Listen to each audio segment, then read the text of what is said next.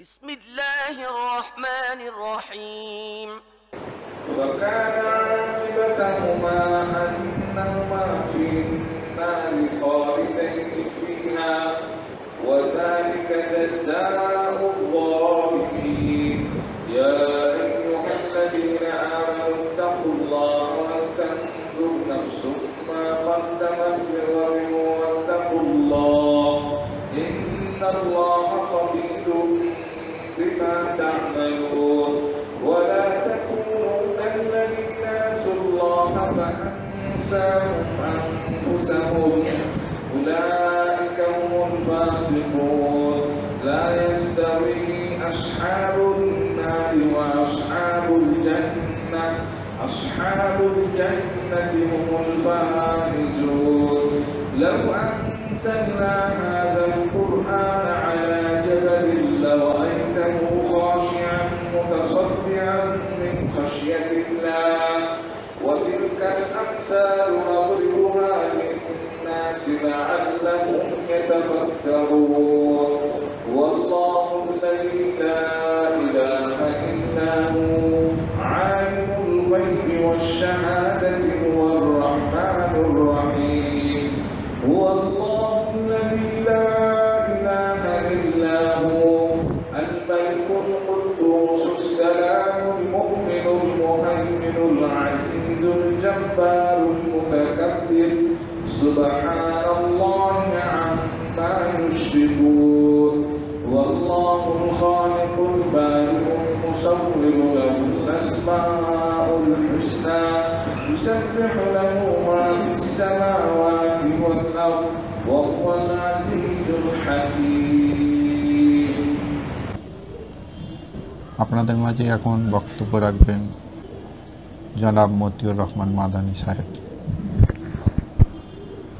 السلام عليكم ورحمة الله وبركاته.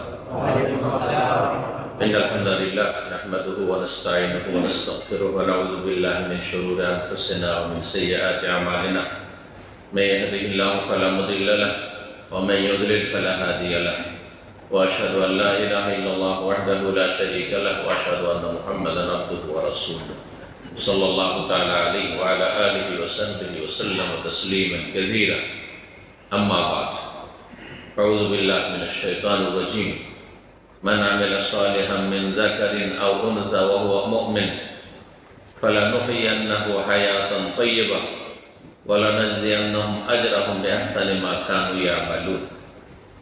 সম্মানিত দিনী মাতৃমণ্ডলী, বাহরাইন প্রবাসী, আমাদের বাংলা ভাষাভাষী মুসলিম ভাই বোনগণ, আল্লাহ রাব্বুল আলামিনের প্রশংসা এবং প্রিয় নবী সাল্লাল্লাহু আলাইহি সাল্লামের উপর সালাত ও সালামের পর আজ বুধবার 13ই নভেম্বর 2024 আপনাদের এই প্রিয় প্রবাস, যেখানে আপনারা হালাল রুজি রোজগারের জন্য এবং তার সাথে দিন পালনে নিজেকে নিয়োজিত রেখেছেন, সেখানে আমাদের পরস্পরের সাক্ষাতে রব্বুল আলামিন যে সুযোগ করে দিয়েছেন, তাও তার সন্তুষ্টির জন্য, তার নাজিলকৃত দিনের কথা কিছু শোনার জন্য, শোনাবার জন্য, জানার জন্য, জানাবার জন্য।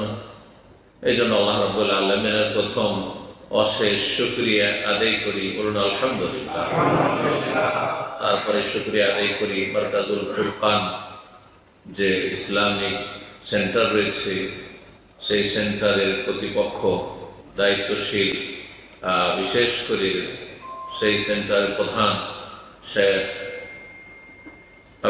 আব্দুল্লাহ বিন আব্দুল হামিদ আস-সাদি হাফিজাহুল্লাহ তাআলা, আল্লাহ রাব্বুল আলামিন তাকে যেন সুস্থ রাখেন। তিনি সফর রয়েছেন, আর তিনি বড় যোগ্য একজন আলেম। তাকে আমি প্রায় 26-27 বছর থেকে ব্যক্তিগত চিনি। একই বছরের আপনার 2000 সালে বা 99 সেই সময় হজের ডিউটিতে আমরা ছিলাম। তিনি বাহরাইন থেকে গিয়েছিলেন আর আমি তখন দাম্মাম থেকে গিয়েছিলাম। তখন থেকে পরিচিত, তার আগে থেকে তার কথা শুনতাম। তিনি বড় একজন যোগ্য আলেম, মাশাআল্লাহ। আল্লাহ রাব্বুল আলামিন তার ইলমে, আমলে, স্বাস্থ্যে, দিন দুনিয়ায় যেন বরকত দান করেন এবং তিনি সব সময় বলতে থাকেন যে যখনই সুযোগ পান আমাদের এখানে খুব ঘন ঘন আসার চেষ্টা করবেন, যার ফলে যখনই ডাকা হয় আল ফুরকান সেন্টারের পক্ষ থেকে তখনই আমি ডাকে সাড়া দিয়ে চলে আসি।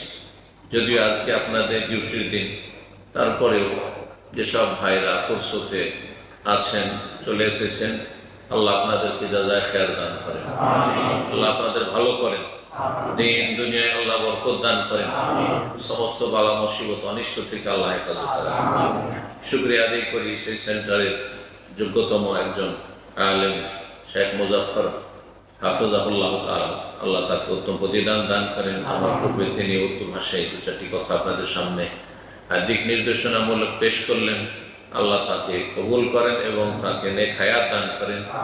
শুকরিয়া আদায় করি ভাই আব্দুল জব্বার, আমাদের বাংলা ভাষাভাষী, যিনি আল ফুরকানে দাওয়াতি কাজে নিয়োজিত আছেন, আল্লাহ তাকে উত্তম প্রতিদান দান করেন। তার সাথে শেখ মুস্তফা রয়েছেন, আরও যেসব ভাইরা রয়েছেন আর সহযোগী ভাইরা রয়েছেন, প্রত্যেকের নাম ধরে ধরে বলার সময় নেই, না হলে সময় লম্বা হয়ে যাবে। আর ডিউটির দিনে আমি খুব তাড়াতাড়ি আপনাদের সামনে আলোচনাকে গুটিয়ে নেব এবং তার সাথে যদি কিছু জানার থাকে, প্রশ্ন থাকার সুযোগ থাকে, তাহলে আপনারা ইনশাআল্লাহ তাআলা প্রশ্ন করবেন। আল্লাহ রাব্বুল আলামিন যেন আমাদের ভালো কথা জানার তৌফিক দান করেন। আর ভালো কথা হচ্ছে মহান আল্লাহর কথা, কোরআনে কারীমের কথা, আর তার প্রিয় রাসূল সাল্লাল্লাহু আলাইহি সাল্লামের কথা, হাদিসের কথা। আর এই দুটোই হচ্ছে ওহী, দুটোই হচ্ছে মানুষের জান্নাতের দিক নির্দেশনা।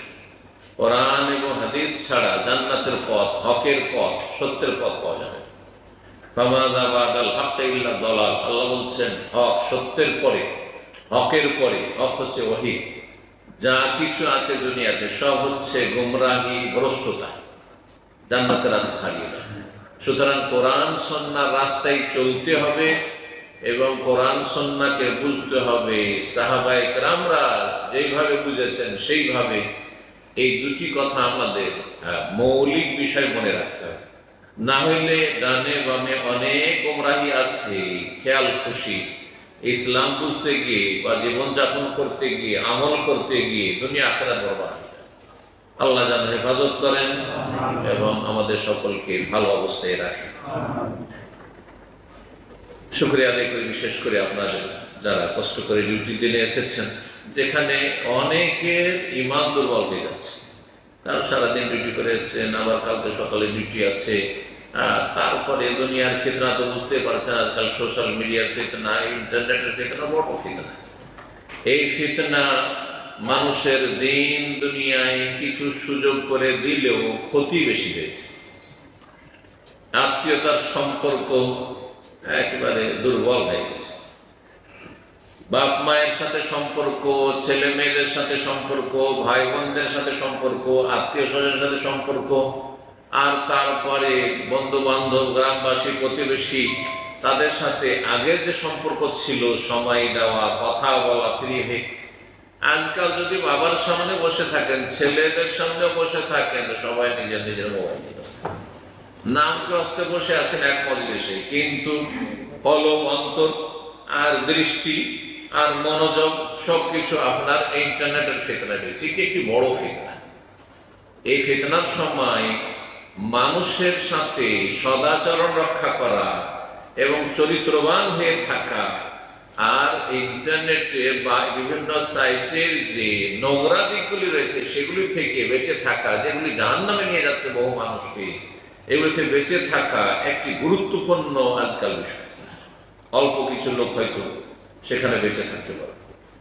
এই ইন্টারনেট আর এই সোশ্যাল মিডিয়ার ফিতনার কারণে কোরআনের হককে অধিকাংশ যারা কোরআন পড়ুয়া, হাফেজে কোরআন, আলেমে কোরআন, আলেমে দ্বীন, আর কারি সাহেব, আর তার ইসলাম সম্পর্কে শিখেছে অথবা এক সময় কত কোরআন তেলাওয়াত করতো, এই ফিতনায় পড়ে গিয়ে কোরআনের সাথে সম্পর্কহীন হয়ে গেছে।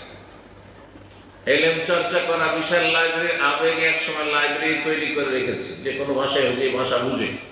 আলেমরাও কত সাধারণ লোক, অনেকের বাড়িতে লাইব্রেরি আছে, ইসলাম বই পুস্তক আছে, আর পড়াশোনা সবকিছু এই গুগলের ফিতনাতে আর সোশ্যাল মিডিয়ার ফিতনাতে শেষ করে ফেলেছে। আল্লাহ রাব্বুল আলামিন এই ফিতনার যুগে যেন ঈমানকে টিকিয়ে রাখার তৌফিক দান করেন। আমিন।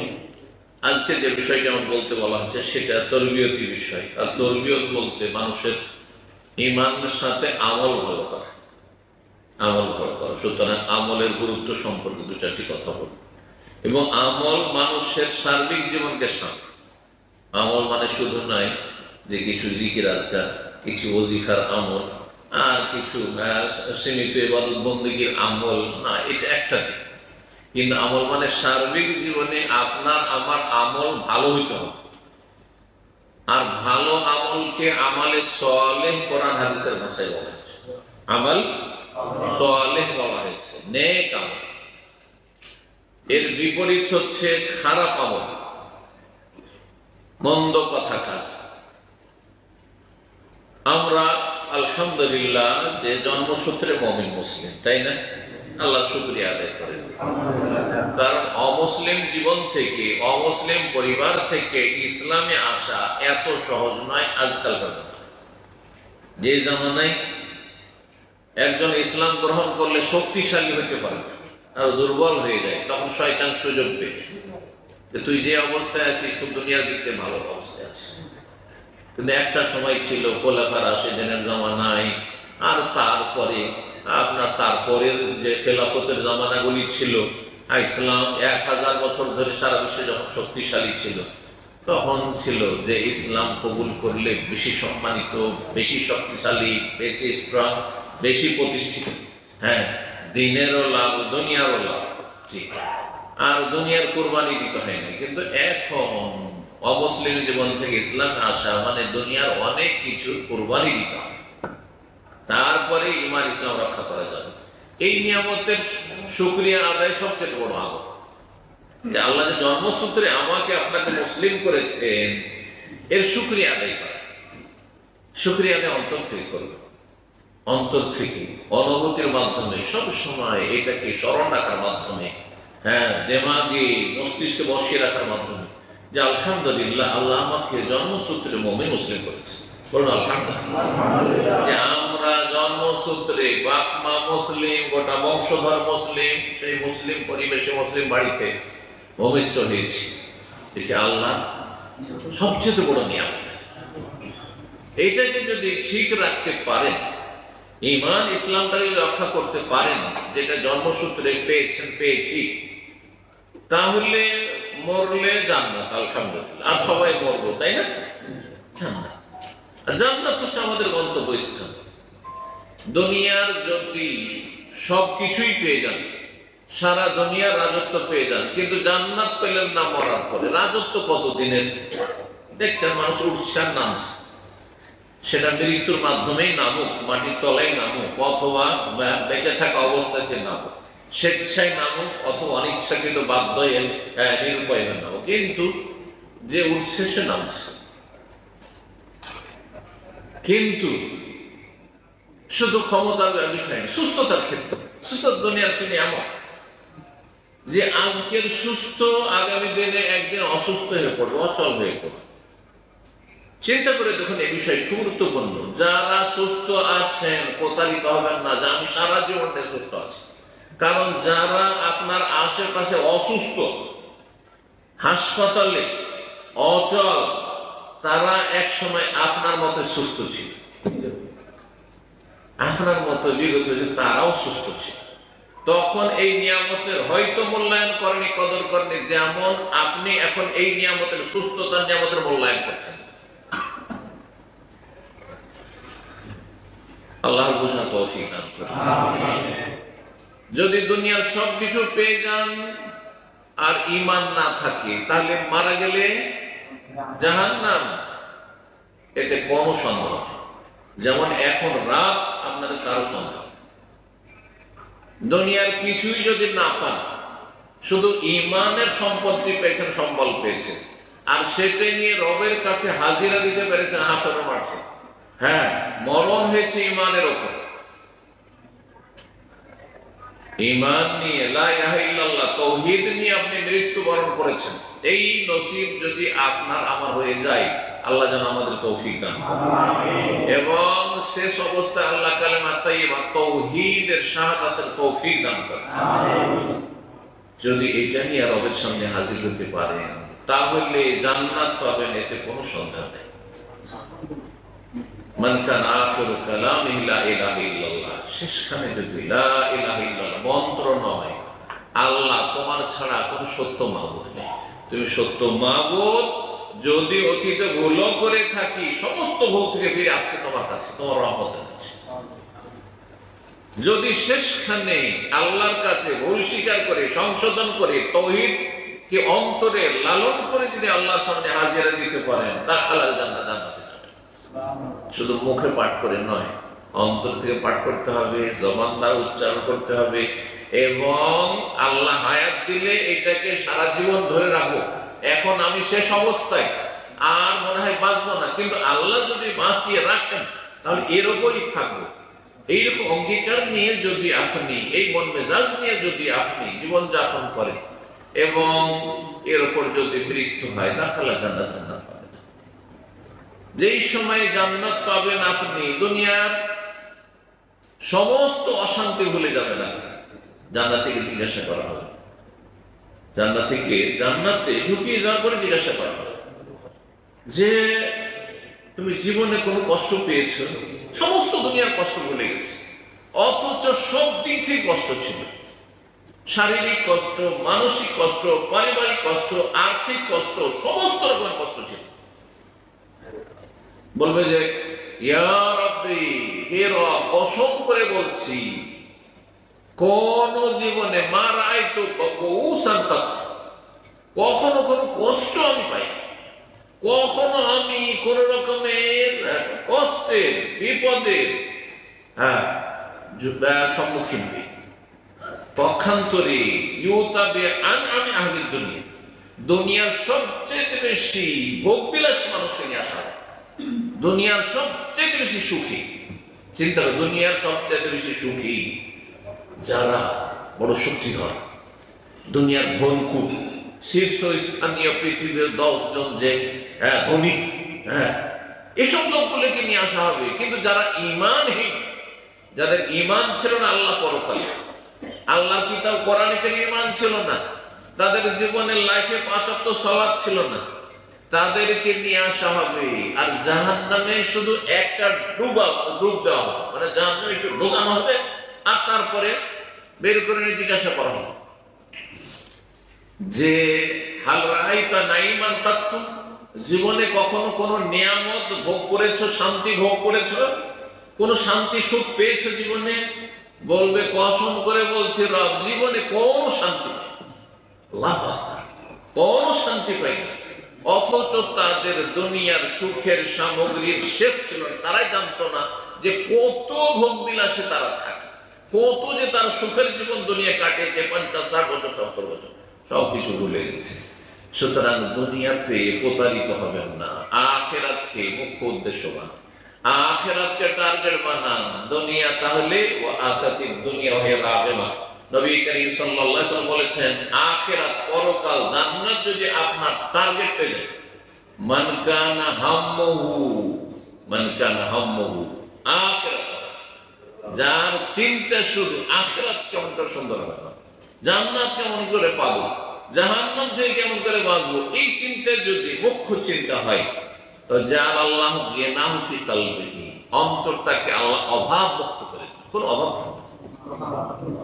অল্প বেতনে অল্প পয়সাতে আপনি মানসিক শারীরিক সুখ শান্তি পাবেন, ডাল ভাত খেয়ে সুখী হবে, অসুস্থ থাকলেও সুখী হবে, মনটা এত শান্তি পাবে।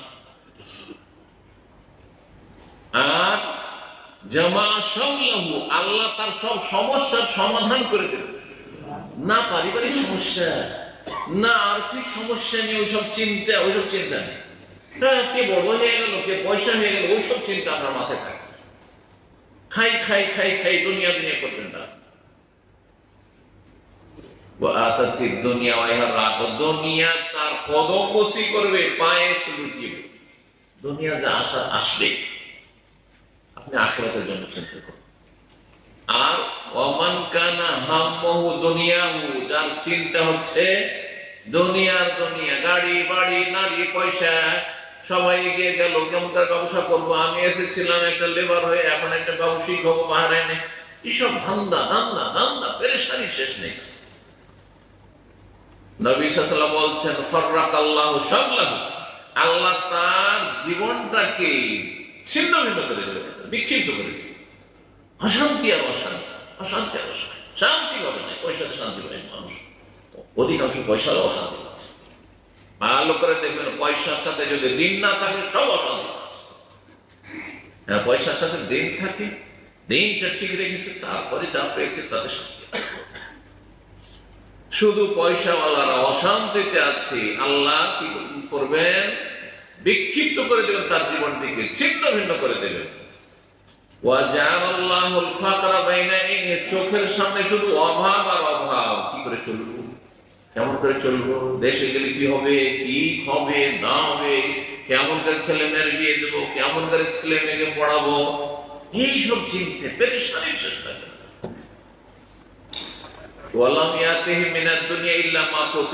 দুনিয়া থেকে অতটুকুই পাবে যা তার নসিব আছে, ভাগ্যে যা লেখা আছে ওর 1 পয়সা বেশি পাবে। এই জন্য আখিরাতের জন্য কর্ম করে, সবাই কর্ম করছে। আল্লাহ কোরআনে কারীমে বলছেন সূরা ইসরা, সূরা বনী ইসরাঈল, কুল, হে নবী বলে দাও, কুল্লু ইয়ামালু আলা শাকিলাতি, সবাই কর্ম করছে কিন্তু নিজ নিজ তরিকায়, মানে যার যেমন ধান্দা তেমন তার কাজ কর্ম। যার ধান্দা পেট ও পয়সার জন্য, যার ধান্দা হচ্ছে শুধু নারী, যৌন ক্ষুধা, ব্যাস ওর পিছনে লেগে আছে। যার ধান্দা হচ্ছে আমি ব্যবসায়িক হব, ব্যবসা করব, এই করবো, ওতেই লেগে আছে। যার ধান্দা ক্ষমতা, রাজনীতি, রাজনীতি পাক আর না পাক, এমনিতে রাস্তাঘাটে হই হই করে বেড়াচ্ছে। আর যার ধান্দা হচ্ছে আখিরাত, যে আল্লাহর সাথে ব্যবসা করতে চায়, যে পরকাল নিয়ে চিন্তাশীল, ইয়ামালু আলা শাকিলাতি, তার তরিকাতে আমল করছে। সবাই কাজ করছে কিন্তু কেউ সফল কাজ করতে গিয়ে, আর অধিকাংশরা ব্যর্থ। আল্লাহ রাব্বুল আলামিন আমলের বড় গুরুত্ব রেখেছেন। এই জন্য মুসলিম জীবনে আমল দিতে হবে। কোরআনে শুধু ঈমান দিয়ে মুক্তির কথা নেই, ঈমান দিয়ে মুক্তির কথা নেই, ঈমান দিয়ে আল্লাহর সন্তুষ্টির কথা নেই, ঈমানের সাথে আমল থাকবে। 50-এর বেশি আয়াত কোরআনে কারীমে রয়েছে, যে আয়াতগুলিতে ঈমানের সাথে সাথে সাথে আমল বলা আছে। ইন্নাল্লাযীনা আমানু ওয়া আমিলুস সালিহাত, নিশ্চয় যারা ঈমানদার হয়েছে এবং সৎকর্মশীল হয়েছে, নেক আমল করেছে, সলিহাত বহুবচন, তার মানে একটা দুটো আমল না, শুধু নামাজি মুসল্লি না, শুধু এটাতে হবে না।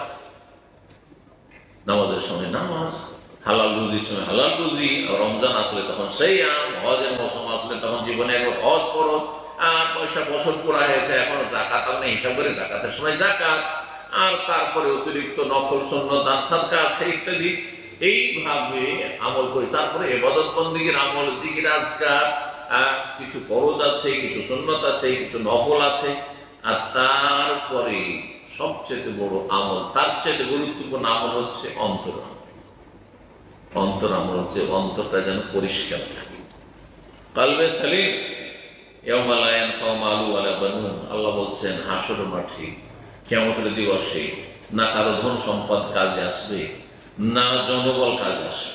দুনিয়াতে লাঠিয়াল বাহিনীর লাঠি কাজ আছে, যে কার কতগুলি লাঠি আছে, জনশক্তি আছে, রাজনৈতিক শক্তি আছে, পার্টির শক্তি আছে, এসব কাজে আসবে না।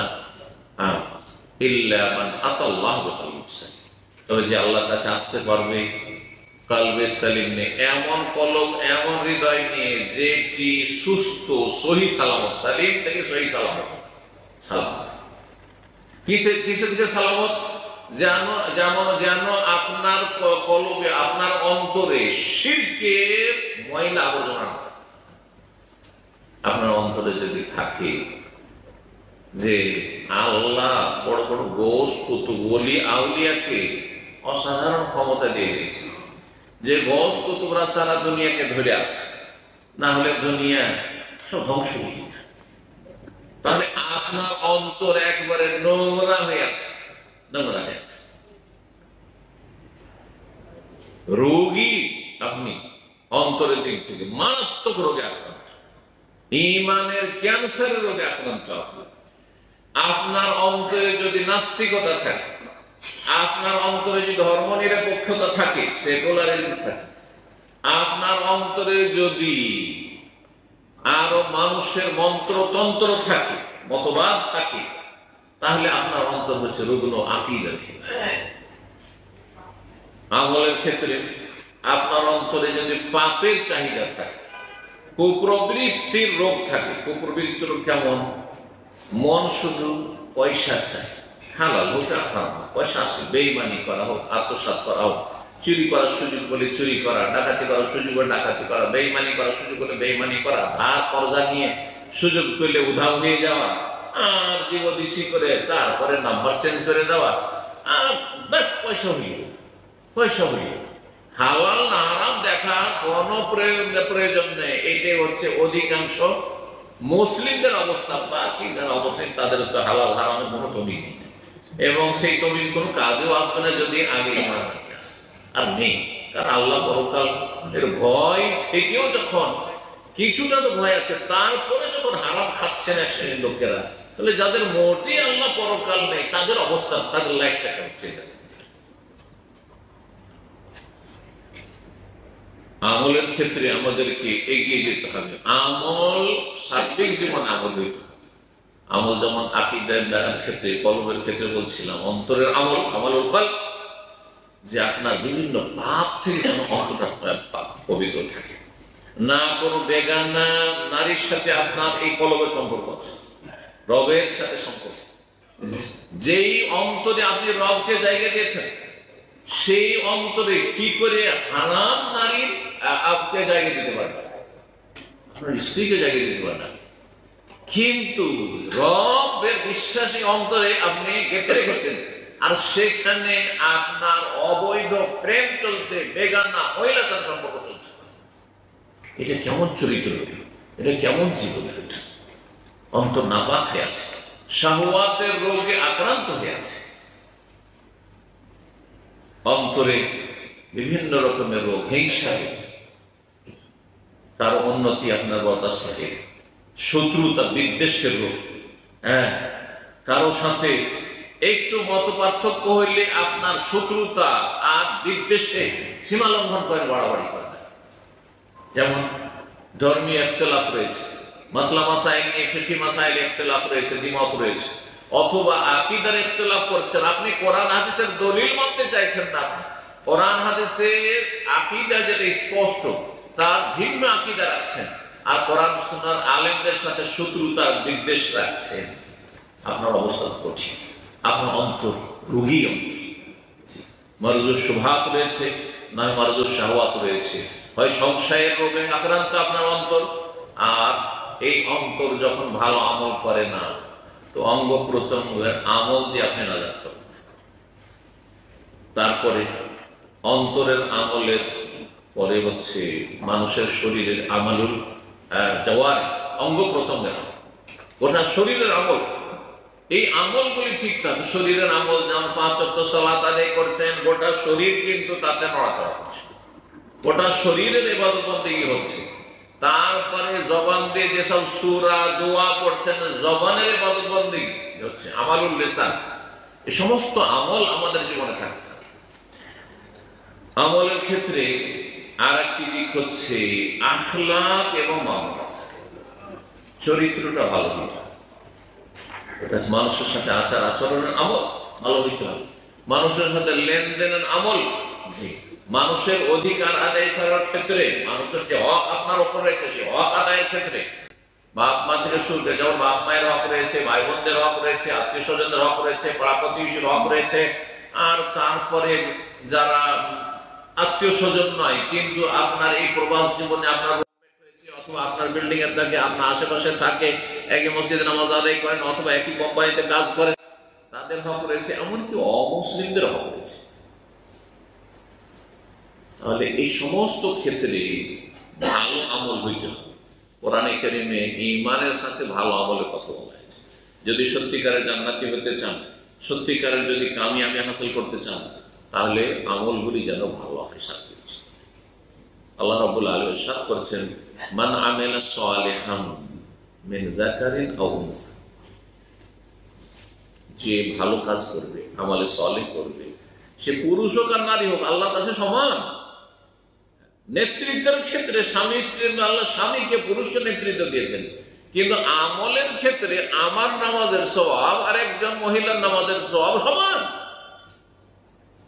কোয়ালিটি যদি একই রকম হয়, অথবা আমার চাইতে আপনার চাইতে, আপনি একজন পুরুষ মানুষ, আপনার চাইতে আপনার স্ত্রী, আপনার মা বোনের ইবাদত বন্দেগীর কোয়ালিটি, আখলাক চরিত্রের কোয়ালিটি, আমলের কোয়ালিটি, সমস্ত আমলের কোয়ালিটি যদি ভালো হয়, তাহলে তারা আপনার আমার চাইতে শ্রেষ্ঠ। আল্লাহ জন্য মিন যাকারিন আও উনসা, যেই ব্যক্তি ভালো আমল করবে, নর হোক অথবা নারী হোক, ওয়া হুয়া মুমিন, ঈমানের অবস্থায়, ঈমান ছাড়া নয়, একজন অমুসলিম, একজন কাফির, আল্লাহ পরকালে বিশ্বাসী নয়, একজন মাজারে সেজদাকারী মুশরিক, আর সে ভালো আমল করবে, জনকল্যাণমূলক কাজ করবে, মানুষের সাথে ভালো আচরণ করবে, এটা দিয়ে মুক্তি পাওয়া যাবে না। ওয়া হুয়া মুমিন, ঈমানের অবস্থায় থাকতে হবে, কিন্তু মুমিন হয়ে তারপরে ভালো আমল করতে হবে, হে নর নারী। তাহলে কি দেব? আল্লাহ বলছে ফালানুহিয়ান্না হায়াতান তাইয়্যিবা, সুখ শান্তি যদি চান দুনিয়ার, হায়াত তাইয়্যিবা, হায়াত তাইয়্যিবা এই দুনিয়ার সুখ শান্তি যদি চান, তাহলে ভালো আমল করতে শিখুন। বড় বড় আমল না, সাহাবায়ে কেরাম ছোট ছোট, যেগুলোকে আজকাল এমন আমরা তুচ্ছ আমল মনে করছি এক শ্রেণীর মানুষ, যে এইগুলোকে কোনো গুরুত্বই দিই না আমরা, অথচ সাহাবায়ে কেরামরা এগুলোকে অত্যন্ত গুরুত্ব সহকারে দেখেছেন। রাসূলুল্লাহ সাল্লাল্লাহু আলাইহি ওয়াসাল্লাম সেগুলিকে বড়ই গুরুত্ব দিয়েছেন। আজকাল আন্তর্জাতিক বিষয় নিয়ে চিন্তা, আপনার জাতীয় ইস্যু নিয়ে, গোটা দেশের রাষ্ট্রের কথা নিয়ে চিন্তা, আপনার রাজনীতি নিয়ে চিন্তা, আপনার দেশে বিপ্লব নিয়ে আসার চিন্তা, আপনার সমাজ নিয়ে চিন্তা, আপনার বড় বড় ইস্যু নিয়ে চিন্তা, ইত্যাদি ইত্যাদি। কিন্তু ব্যক্তি জীবনের যে আমলগুলিকে সাধারণ আমল বলছেন, সেগুলি নবী করিম সাল্লাল্লাহু আলাইহি ওয়াসাল্লাম অত্যন্ত গুরুত্ব দিয়েছেন। সাহাবায়ে কেরামগণ অত্যন্ত গুরুত্ব সহকারে সেগুলোকে নিয়েছে। এই বিষয়টিকে আপনাদের সামনে তুলে ধরি। আগে আয়াতটি শেষ করি, তারপরে আল্লাহ কি বলছেন? যারা ভালো আমল করবে, পুরুষ হোক আর নারী হোক, ঈমানের অবস্থায়, তাদেরকে আমি সুখ শান্তির জীবন, হায়াতে তাইয়্যিবা দেব। আজকাল বাংলা ভাষাতে একটি দোয়া দেওয়ার অভ্যাস হয়ে গেছে আমাদের, তাই না? আল্লাহ আপনাকে হায়াতে তাইয়্যিবা দান করুন, বলছি না?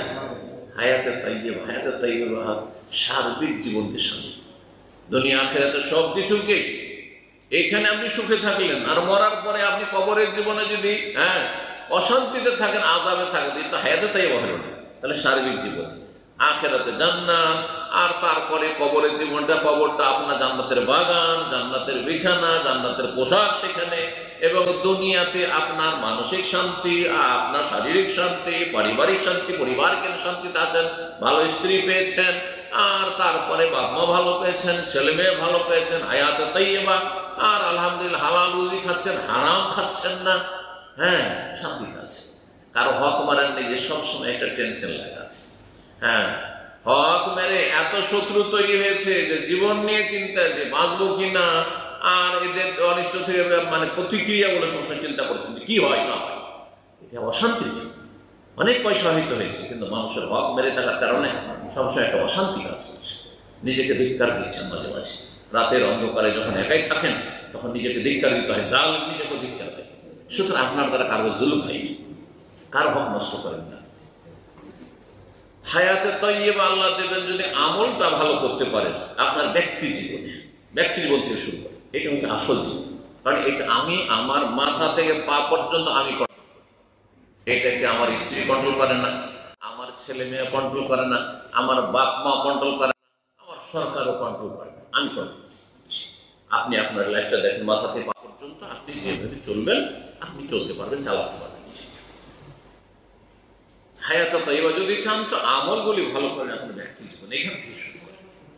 আর আল্লাহ কি বলছেন? আখিরাতে আল্লাহর মহা পুরস্কার, বলা না যে জিয়ান্নাহুম আজরাহুম বিআহসানি মা কানু ইয়ামালুন, তাদেরকে আমি বদলা দেব, প্রতিদান দেব, পারিতোষিক দেব, বিআহসানি মা কানু ইয়ামালুন, যা তারা দুনিয়া আমল করেছে সেই আমলের অতি সুন্দর বদলা দেব। শুধু সুন্দর বদলা আল্লাহ বলেননি, আহসান, অতি সুন্দর আল্লাহ বদলা দেবেন এই কথা বলেছেন। অতি সুন্দর বদলা হচ্ছে জান্নাত, অতি সুন্দর বদলা হচ্ছে আল্লাহ রাব্বুল আলামিনের দিদার সাক্ষাৎ, অতি সুন্দর বদলা হচ্ছে আখিরাতের স্থায়ী জীবনের সুখ শান্তি এবং জাহান্নামের আযাব থেকে রক্ষা। নবী সাল্লাল্লাহু আলাইহি ওয়াসাল্লাম সাহাবায়ে কেরাম বলেন, ছোট ছোট আমলকে অনেক গুরুত্ব দিয়েছেন, যেগুলোকে আজকাল অধিকাংশ মানুষরা আমরা তুচ্ছ মনে করি। এইটা আমার কোন এমন কাজ, হাদিস শুনে আপনাদের নবী করিম সাল্লাল্লাহু আলাইহি ওয়াসাল্লাম বলছেন, ইত্তাকুন নার ওয়ালাউ বিশিক্কি তামরা। ছোট্ট একটি ইত্তাকুন নার, জাহান্নামের আযাব থেকে নিজেকে রক্ষা করো, বাঁচাও। ওয়ালাউ বিশিক্কি তামরা, কিছু যদি না থাকে তোমার কাছে, একটা খেজুরের কিছুটা অংশ দিয়ে হইল, একটা খেজুর ভেঙে অর্ধেক, 3 ভাগের 1 ভাগ, 4 ভাগে 1 ভাগ, একটা খেজুরকে, এত অভাব। এই অভাব তো আজকালকার জামানায় নেই, কিন্তু নবী সাল্লাল্লাহু আলাইহি ওয়াসাল্লাম আমলে, সাহাবায়ে কেরামদের আমলে প্রথম যে অভাব ছিল, যে একটা খেজুর মা আয়েশা রাদিয়াল্লাহু তাআলা আনহার বাড়িতে একজন গরিব মহিলা তার 2টো মেয়েকে নিয়ে এসেছে। সুবহানাল্লাহ, 2টো মেয়েকে নিয়ে এসেছে, কচি কাঁচা মেয়ে, ছোট মেয়ে, তাদেরকে সাথে নিয়ে এসেছে। কত যে অনাহারী ছিল বাচ্চারা, বাচ্চার মা। মা আয়েশা রাদিয়াল্লাহু তাআলার বাড়িতে একটি খেজুর আছে, দ্বিতীয় খেজুরই নেই, একটি খেজুর, তবু ওই মহিলার হাতে তুলে দিয়ে দিলেন। মহিলা, ছেলে মেয়েদের মায়া, বাচ্চাদের মায়া, সুবহানাল্লাহ, কত যে মা বাবা মায়া করে, এই কথা আমাদের অনুভব করতে হবে। আমাদের প্রত্যেকের বাপ মা আছে, দুনিয়া থেকে চলে গেলেও তাদের হক আছে, আর থাকলেও তাদের হক আছে। আর কত মায়া করেছেন। মা আয়েশা রাদিয়াল্লাহু তাআলা আনহা একটি খেজুর দিতে, সে 2টো খেজুরকে ভেঙে 2টো মেয়ের হাতে থামিয়ে দিল। 2টো মেয়ের হাতে দিয়ে দিল, নিজের মুখে একটু দিল। নবী সাল্লাল্লাহু আলাইহি ওয়াসাল্লাম বলছে, ইত্তাকুন নার, জাহান্নাম রাজাকে বাঁচার চেষ্টা করো, ওয়ালাউ বিশিক্কি তামরা, খেজুরের একটা অংশ দিয়ে হইল। আজকাল ওইরকম প্রয়োজন নেই। ধরেন একটা দিনার দিতে পারবেন, একটা দিরহাম দিতে পারবেন না, কিন্তু আপনি 8 আনা দিতে পারবেন, 4 আনা দিতে পারবেন আপনি। হ্যাঁ, আর এখানকার পয়সার দাম বেশি দিতে পারবো না, কিন্তু বাংলাদেশের টাকা আমি 2 টাকা 1 টাকা দিতে পারবো, এর বেশি দিতে পারবো না। সেইটাই কি জাহান্নামের আযাব বাঁচা না। এটা কোনো তুচ্ছ মনে করিয়েন না যে আমার 1 টাকাতে কি হবে।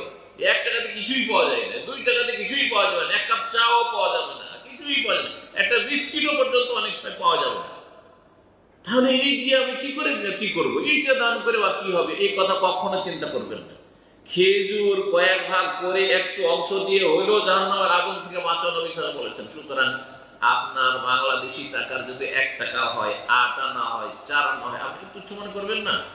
আপনি আপনার অবস্থা বুঝে ব্যবস্থা করছেন, আপনি অভাবী মানুষ, ওইটি দান করছেন। আপনি আপনার নিয়তটা আল্লাহ দেখছেন, অন্তরটা দেখছেন, যে কি অন্তঃকরণ নিয়ে আপনি এই কাজটি করছেন, জাহান্নাম থেকে বাঁচার জন্য এই কাজটি করছেন। তারপরে সাহাবায়ে কেরাম কিভাবে ছোট ছোট আমলকে গুরুত্ব দিয়েছেন, এটা বোঝার বিষয় রয়েছে। আর একটি হাদিস স্মরণ করিয়ে দিই। নবী করিম সাল্লাল্লাহু আলাইহি ওয়াসাল্লাম বলছেন, ঈমান সম্পর্কে, আল ঈমানু বিদ'un ওয়া সাব'ুনা শু'বাত, ঈমানের শাখা প্রশাখা কয়টি? হ্যাঁ, 6টি তো ঈমানের রুকুন, স্তম্ভ, খুঁটি, কিন্তু ঈমানের শাখা, ডালপালা 70-এর বেশি। বিদ'un ওয়া সাব'ুনা শু'বাত, 70-এর বেশি। তার মধ্যে সবচেয়ে উচ্চ ডাল যেটা হচ্ছে মূল ডাল, মূল কাণ্ড, আলাহা লা ইলাহা ইল্লা কাউলু লা ইলাহা ইল্লাল্লাহ, লা ইলাহা ইল্লাল্লাহ, কালিমা তাওহীদ, একত্বের ঘোষণা, তাওহীদ সবচেয়ে বড় ঈমানের কি মূল কাণ্ড, বডি যেটা আছে। ওয়া আদনাহা, আর সবচেয়ে নিম্নের শাখা, ঈমান একটি গাছের মতো, তার একেবারে সবচেয়ে দুর্বল নিম্নের শাখা যেটা। আদনাহা ইমাতাতুল আযা আনিত তরিক, রাস্তা থেকে একটি কষ্টদায়ক বস্তুকে সরিয়ে ফেলা। রাস্তায় একটা কোন কষ্টদায়ক বস্তু, একটা কাঁটা পড়ে আছে, একটু ইট বা ইটের টুকরো পড়ে আছে, একটা পাথর পড়ে আছে, আপনি শুধু এই জন্য সরিয়ে দিলেন যে কাঁটার ডালটা পড়ে আছে, কারো পায়ে লাগবে, বা ছোট্ট একটি কাঁটা পড়ে আছে, এইটাই কারো টায়ারে লাগতে পারে, পাঞ্চার দিতে পারে, এই নিয়তে সেখান থেকে আপনি সরে ডাস্টবিনে ফেলে দিতে পারেন। হ্যাঁ, একটু খড়কুটো পড়ে আছে, ময়লা আবর্জনা হয়ে আছে, দেখতে খারাপ লাগছে, আপনি পরিষ্কার করে দিলেন। অনেকেই তাদের নিম্নমানের চরিত্রের কারণে বিড়ি সিগারেট খায়, একটা হারাম খাচ্ছে, সিগারেট খাচ্ছে, ধূমপান করছে, তারপরে বিল্ডিং এ লোকেরা বসবাস করছে, সিগারেট পান করে ওই সিঁড়ির উপরে ফেলে দিল। হ্যাঁ, জুস পান করলো, তারপরে সে প্যাকেটটাকে রাস্তাতে ফেলে দিল, সে না খেলো বা কিছু খেলো, কোলা খেলো, আর তারপরে রাস্তাতে ফেলে দিল, অথবা টিস্যু নাক টাক মুছলো আর তারপর রাস্তাতে ফেলে দিল। এগুলো ভালো মানুষের চরিত্র নয়। এই আমলগুলিকে তুচ্ছ মনে করবেন না। দেখতে খারাপ লাগছে, নোংরা লাগছে, বিল্ডিংটা নোংরা হয়ে যাচ্ছে, সিঁড়িটা নোংরা হয়ে যাচ্ছে, রাস্তাটাও নোংরা হয়ে যাচ্ছে, গ্যালারি নোংরা হয়ে যাচ্ছে, আমি সেটাকে উঠিয়ে ফেলে দিলাম। উদ্দেশ্য আপনার আল্লাহ সন্তুষ্টি, এটা একটা আমল। নবী সাল্লাল্লাহু আলাইহি ওয়াসাল্লাম বলছেন যে এইটা একটা ঈমানের শাখা, সর্বনিম্ন শাখা। এতেও আপনার ঈমান শক্তিশালী হবে। এই ধরনের প্রতিদিন কিছু না কিছু আমল যখন করতে আছেন, ঈমান শক্তিশালী হতে আছে, আমল আপনার বাড়তে আছে। ওয়াল হায়াউ শুবাতুম মিনাল ঈমান, লজ্জাও ঈমানের একটা অংশ। তাহলে ইসলামের ছোট ছোট আমলকে গুরুত্ব দেওয়া হয়েছে। নবী করিম সাল্লাল্লাহু আলাইহি ওয়াসাল্লামের সাহাবায়ে কেরাম বড় বড় চিন্তা করেননি, নিজের চিন্তা করেছেন। সাহাবীরা আসছেন, বহু ঘটনা রয়েছে। আখবিরনি দুল্লানি আলা আমালি, বলছেন এসে সাহাবী, ইয়া রাসূলুল্লাহ, হে আল্লাহর রাসূল, আপনি এমন একটা আমল বলে দেন, ইউদখিলুনিল জান্নাহ ওয়া ইউবাইদুনি মিনান নার, যে আমাকে জান্নাতে নিয়ে যেতে পারে। আমার চিন্তা জান্নাতে যাবে, একটা আমল বলে দেন যে আমল করলে আমি জান্নাতে যেতে পারবো, আর জাহান্নাম থেকে আমি দূরে থাকতে পারবো, জাহান্নাম থেকে রক্ষা পাবো। নবী করিম সাল্লাল্লাহু আলাইহি ওয়াসাল্লাম, তা'বুদুল্লাহ ওয়া লা তুশরিকু বিহি শাইআ, আল্লাহর ইবাদত বন্দী করবে, আল্লাহর সাথে শরীক করবে না, মানে তাওহীদবাদী হবে, তাওহীদ প্রতিষ্ঠা করবে, শিরক মুক্ত হবে। শিরক মুক্ত হয়ে আপনার অন্তরের আমল, জবানের আমল, জবান দিয়ে কখনো শিরকি কথা বলেন না, আল্লাহ ছাড়া অন্যের কসম করেন না, ছোট শিরক করেন না, বড় শিরক করেন না, অন্তরে শিরককে জায়গা দেননি, আপনি তাওহীদ প্রতিষ্ঠা করেছেন। আর আপনার আমলে কর্মে আল্লাহ ছাড়া কারো কথা আপনি চিন্তা করেন না। আমার আল্লাহ ছাড়া আমাকে কেউ উদ্ধার করতে পারবে না, আল্লাহ ছাড়া আমাকে কেউ সুখী করতে পারবে না, আল্লাহ ছাড়া কেউ আমাকে শান্তিতে রাখতে পারবে না, আল্লাহ ছাড়া কেউ আমাকে উপকার করবে, কারো মাধ্যমে যদি উপকার হয় সেটাও আল্লাহই করান। আল্লাহ মানুষের অন্তরটাকে এরকম করেন যে আপনার আমার হেল্পের জন্য সে নিয়ে আসে। যদি তার অন্তরে আল্লাহ শত্রুতা পয়দা করে দিতেন, তা আপনার আমার সে হেল্প করতো না, পাশে দাঁড়াইতো না, মহব্বত করতো না। মুকাল্লিবুল কুলুব আল্লাহ রাব্বুল আলামিন। সুতরাং তা'বুদুল্লাহ ওয়া লা তুশরিকু বিহি শাইআ, তারপরে ওয়া তুকিমুস সালাহ, 5 ওয়াক্ত নামাজ পড়ো, সালাত কায়েম করো। সালাত কায়েম করা মানে 5 ওয়াক্ত সালাত পড়বে, খেয়াল খুশি নয়। ওয়া তুতিস যাকাত, বছরে যাকাত দিবে, যাকাত আসলে যাকাত দেবে। রমজান মাসে রোজা রাখবে, ব্যাস এই কয়েকটি কথা বললেন। তারপরে সেই ব্যক্তি বলছে, ওয়াল্লাহি, আল্লাহর কসম করে বলছে, লা আযীদু আলা হাযা ওয়া লা আনকুস, আমি বেশি করব না, কম করব না। যেভাবে নবী সাল্লাল্লাহু আলাইহি ওয়াসাল্লাম বললেন 5 ওয়াক্ত নামাজে তো 5 ওয়াক্ত নামাজ পড়ো, কম করব না। বেশি করলে বেদাত, আর কম করলে আপনার ঈমান হারিয়ে যেতে পারে। সুতরাং আমি শিরক থেকে, কুফরি থেকে মুক্ত, আর বিদআত থেকে। নবী সাল্লাল্লাহু আলাইহি ওয়াসাল্লাম বলছেন, যখন ওই লোক বলে চলে গেল যে আমি বেশিও করবো না, কম করবো না, যেইভাবে শুনলাম আমল করবো, গুরুত্ব আমলে, আমল করবো। নবী সাল্লাল্লাহু আলাইহি ওয়াসাল্লাম বললেন, মান সাররাহু ইয়ানজুরা ইলা রাজুলিন মিন আহলিল জান্নাহ, কেউ যদি জান্নাতি মানুষ দেখতে চায়, তাহলে ফালিয়ানজুর ইলা, এই লোকটিকে দেখে। নামাজ পড়ছেন 5 ওয়াক্ত, মনে করছেন যে কি বা আমল করলাম, না, এটাকে আপনি আল্লাহ সন্তুষ্টের জন্য করছেন। আপনি এটাকে আপনি নিজে গুরুত্ব দেন। জি, মসজিদে বসে থাকছেন আপনি কিসের জন্য? কারণ মসজিদে বসলে কিছু না কিছু ভালো কাজ আপনার মাধ্যমে হবে। আপনি বাইরে আড্ডা না দিয়ে, বাইরে সময় নষ্ট না করে, যেখানে রুমে গেলে গুনাহ হওয়ার আশঙ্কা আছে, আপনি মসজিদে একটু সময় কাটাবেন। এই বিষয়গুলিকে গুরুত্ব দেন। আপনি ফরজ কাজ হোক আর নফল হোক, গুরুত্ব দিবেন, কিন্তু আগে ফরজটা ঠিক রেখে তারপরে সুন্নত নফল বাড়াইতে হবে। রব্বুল আলামিন আমাদের সকলকে তৌফিক দান করেন। আমি নিয়ত করেছিলাম যে আমি আজকে খুব সংক্ষেপে আলোচনা করব, সুতরাং সংক্ষেপে এই কথাগুলি বললাম। আমলের চেষ্টা করব। জানেন অনেকেই, কিন্তু আমল করছেন না। যদি জানেন আর আমল করছেন না, তাহলে মাগযুব আলাইহিম, সূরা ফাতিহার তাফসীরে বলা হয়েছে, যারা জানে আর আমল করছে না, তাদের উপর আল্লাহর গজব রয়েছে। এটা ইহুদিদের চরিত্র, যে তারা জানতো তাওরাত সম্পর্কে, কিন্তু তারপরে তারা আমল করে। জানতো তারা নবীর ভবিষ্যৎবাণী, জানতো চিত্ত যে সত্য নবী, তারপরে তারা মানে।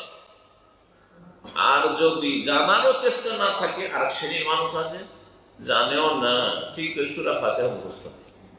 অনেক মুসলিম আছে আত্মায়াত মুখস্থ, অনেক মুসলিম আছে দরুদ মুখস্থ নাই, দরুদ ইব্রাহিম মুখস্থ নেই, কি করে নামাজ পড়বেন? অনেকে আছে সানা মুখস্থ নেই।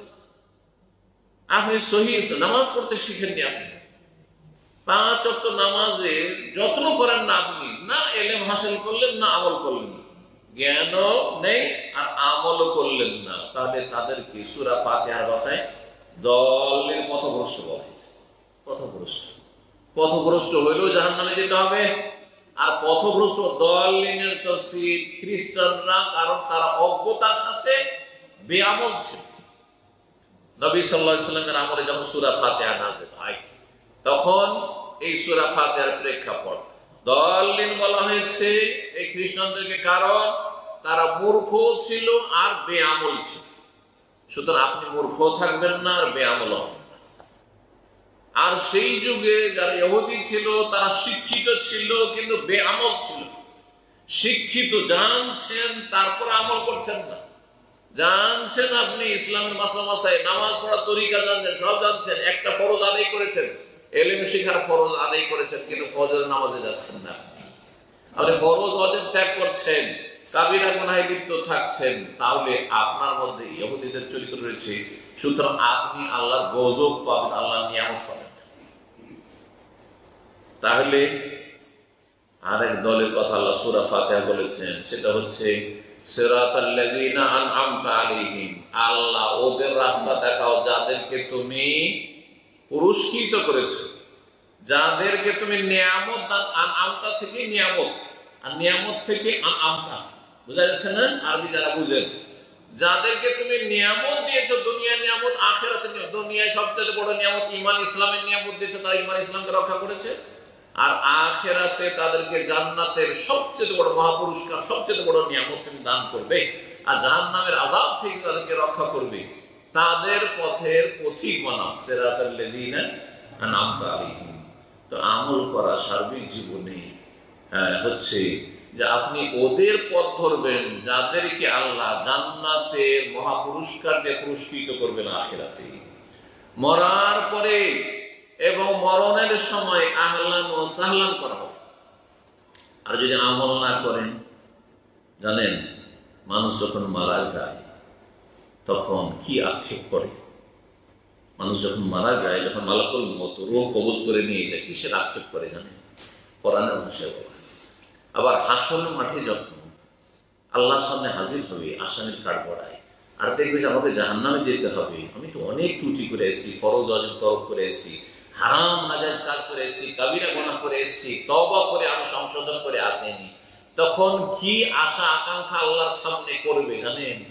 সেটা হচ্ছে কোরআনের ভাষায় বলি, আল্লাহ বলছেন হাত্তা ইযা জা আহাদাহুমুল মউত, যখন তাদের মৃত্যুর সময় চলে আসবে, এই পাপী তাপীদের, বেআমল যারা, গুনাহগার যারা, পাপিষ্ঠ, যখন তাদের মরণের সময় ঘনিয়ে আসে, মালাকুল মউত হাজির হয়ে গেছে আযাবের ফেরেশতাকে নিয়ে এসে আর রূহ কবজ করার জন্য, টেনে হেঁচড়ে নিয়ে যাওয়ার জন্য, তখন বল রব্বের জিউন, আল্লাহ আমাকে একটু ফিরিয়ে দাও, আমার সময় দাও, সময় দাও। কেন? এই জন্য নয় যে আমি স্ত্রীর সাথে একটু একটু আমোদ ফুর্তি করে আসি, চলেই যাবো তো একটু আমোদ ফুর্তি করে আসি, ছেলে মেয়েদেরকে একটু ভালো উপদেশ দিয়ে আসি, ছেলে মেয়েদেরকে একটু বড় করে আসি, মানুষ করে আসি, এখনো কাজে লাগাইতে পারিনি, এইসব কথা বলবে না। আমার হিসাব নিকাশ গুলো সবকিছু আমি ছেলে মেয়েদেরকে বুঝিয়ে আসি, এইসব কথা বলবে না। আমার একটু হিসাবটা ক্লোজ করে আসি, এইসব বলবে না। কি বলবে? লাআল্লি আমালু সালিহান, যাতে কিছু নেক আমল করে আসতে পারে। মরণের সময় এই তামান্নায় আকাঙ্ক্ষা করবে। আবার হাসরের মাঠে আল্লাহ রাব্বুল আলামিন সূরা সাজদাতে বলছেন, ওয়ালাউ তারা ইযিল মুজরিমিনা নাকিসু রুউসিহিম ইনদা রাব্বিহিম, যখন দেখবে হাসরের মাঠে মুজরিমিন, অপরাধী পাপিষ্ঠদেরকে, নাকিসু রুউসিহিম, তাদের মাথা নত হয়ে থাকে, শির নত হয়ে থাকে। মানুষ যখন অপদস্থ হয়, মানুষ যখন লাঞ্ছিত হয়, মানুষ যখন আক্ষেপে থাকে, তখন নিচে মাথা করে নেয়, হাই কি করলাম, হাই কি করলাম। মাথা উঠিয়ে দেখার মতো তার হিম্মত থাকে না। না কিছু রবের সামনে মাথা নিচু করে থাকবে হাসরের মাঠে, আর কি বলবে, রব্বানা ইন্নানা সামি'না, আল্লাহ এখন সবকিছু শুনলাম জানলাম, ফারজি'না, আল্লাহ আমাদেরকে ফিরিয়ে দেন, আল্লাহ আমাদেরকে দুনিয়াতে একবার ফিরিয়ে দেন, এখন জাহান্নামে দিয়েন না, ফিরিয়ে দেন। কি জন্য? সংসার করার জন্য, দুনিয়ার আরো কিছু সুখ করে আসার জন্য, আমোদ ফুর্তি করার জন্য না। রব্বানা ইন্নানা সামি'না ফারজি'না না'মাল সালিহান, কিছু ভালো আমল করে আসো, কিছু ভালো আমল করে আসো, নেক আমল করে আসো, এই আক্ষেপটা হবে। সুতরাং আক্ষেপ যাতে না হয়। এমনকি আরেকটি হাদিস রয়েছে, এটা দিয়ে শেষ করছি।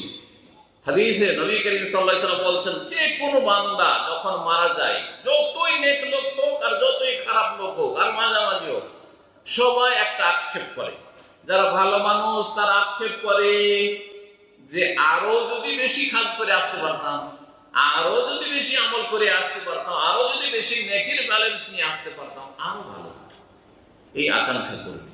আর যারা খারাপ মানুষ তারা আকাঙ্ক্ষা করবে যে যদি তওবা করে আসতে পারতাম, যদি সংশোধন করে আসতে পারতাম, যদি আল্লাহর কাছ থেকে ক্ষমা নিয়ে আসতে পারতাম, যদি শিরক আর কুফরি পাপ মুক্ত হয়ে আসতে পারতাম, এইসব আকাঙ্ক্ষা করবে। সুতরাং এই আক্ষেপ যাতে না করতে হয়, আর জাহান্নামের আসামি না হইতে হয়, জান্নাত দ্বারা যেন সম্মানিত হন, দুনিয়া আখিরাতে আল্লাহ রাব্বুল আলামিনের নিয়ামত যাতে হাসিল হয়, আল্লাহ যেন আমাদের সকলকে ভালো আমলের তৌফিক দান করেন, পাপ থেকে বেঁচে থাকার তৌফিক দান করেন, নেক জীবনের তৌফিক দান করেন, এবং প্রত্যেকের হক আদায় করার তৌফিক দান করেন। অনেকের ত্রুটি, ঘরের ত্রুটি, স্ত্রীর হক আদায় করেন না, এসেছেন প্রবাসে আর স্ত্রীর হক নষ্ট করছেন, ছেলে মেয়েদের হক নষ্ট করছেন, বাপ মায়ের হক নষ্ট করছেন, আত্মীয় স্বজনের হক নষ্ট করছেন, না, মোটেই না। এখানে ফেসে যাবেন, কারণ আল্লাহর হক আল্লাহ কিছু ছেড়ে দেবেন হয়তো, কিন্তু বান্দার হক নষ্ট করলে আল্লাহ মাফ করবেন। এটা ভাবেন না যে স্ত্রী তো আমার কাছে চার্জ করতে পারে না, সে তো আপনার কাছে দুর্বল, সে তো আপনার কাছে অসহায়, সে আপনার বাড়িতে তো এসেছে, আর তো তার কোনো উপায় নেই, কয়দিন এটা, তারপরে আসামের কাঠগড়ে হাজির হইতে হবে, যার ফলে কারো হক নষ্ট করবেন না। আল্লাহ রাব্বুল আলামিন প্রত্যেক হকওয়ালাকে হক দিয়েছেন, আপনিও যার যে হক রয়েছে সে হকগুলি দিয়ে আল্লাহর কাছে হাজিরা দেওয়ার চেষ্টা করুন। আল্লাহ আমাদের সকলকে তৌফিক দান করেন, নেক আমলে তৌফিক দান করেন, হারাম থেকে বেঁচে থাকার তৌফিক দান করেন, আল্লাহ সৎ জীবন যাপনের তৌফিক দান করেন।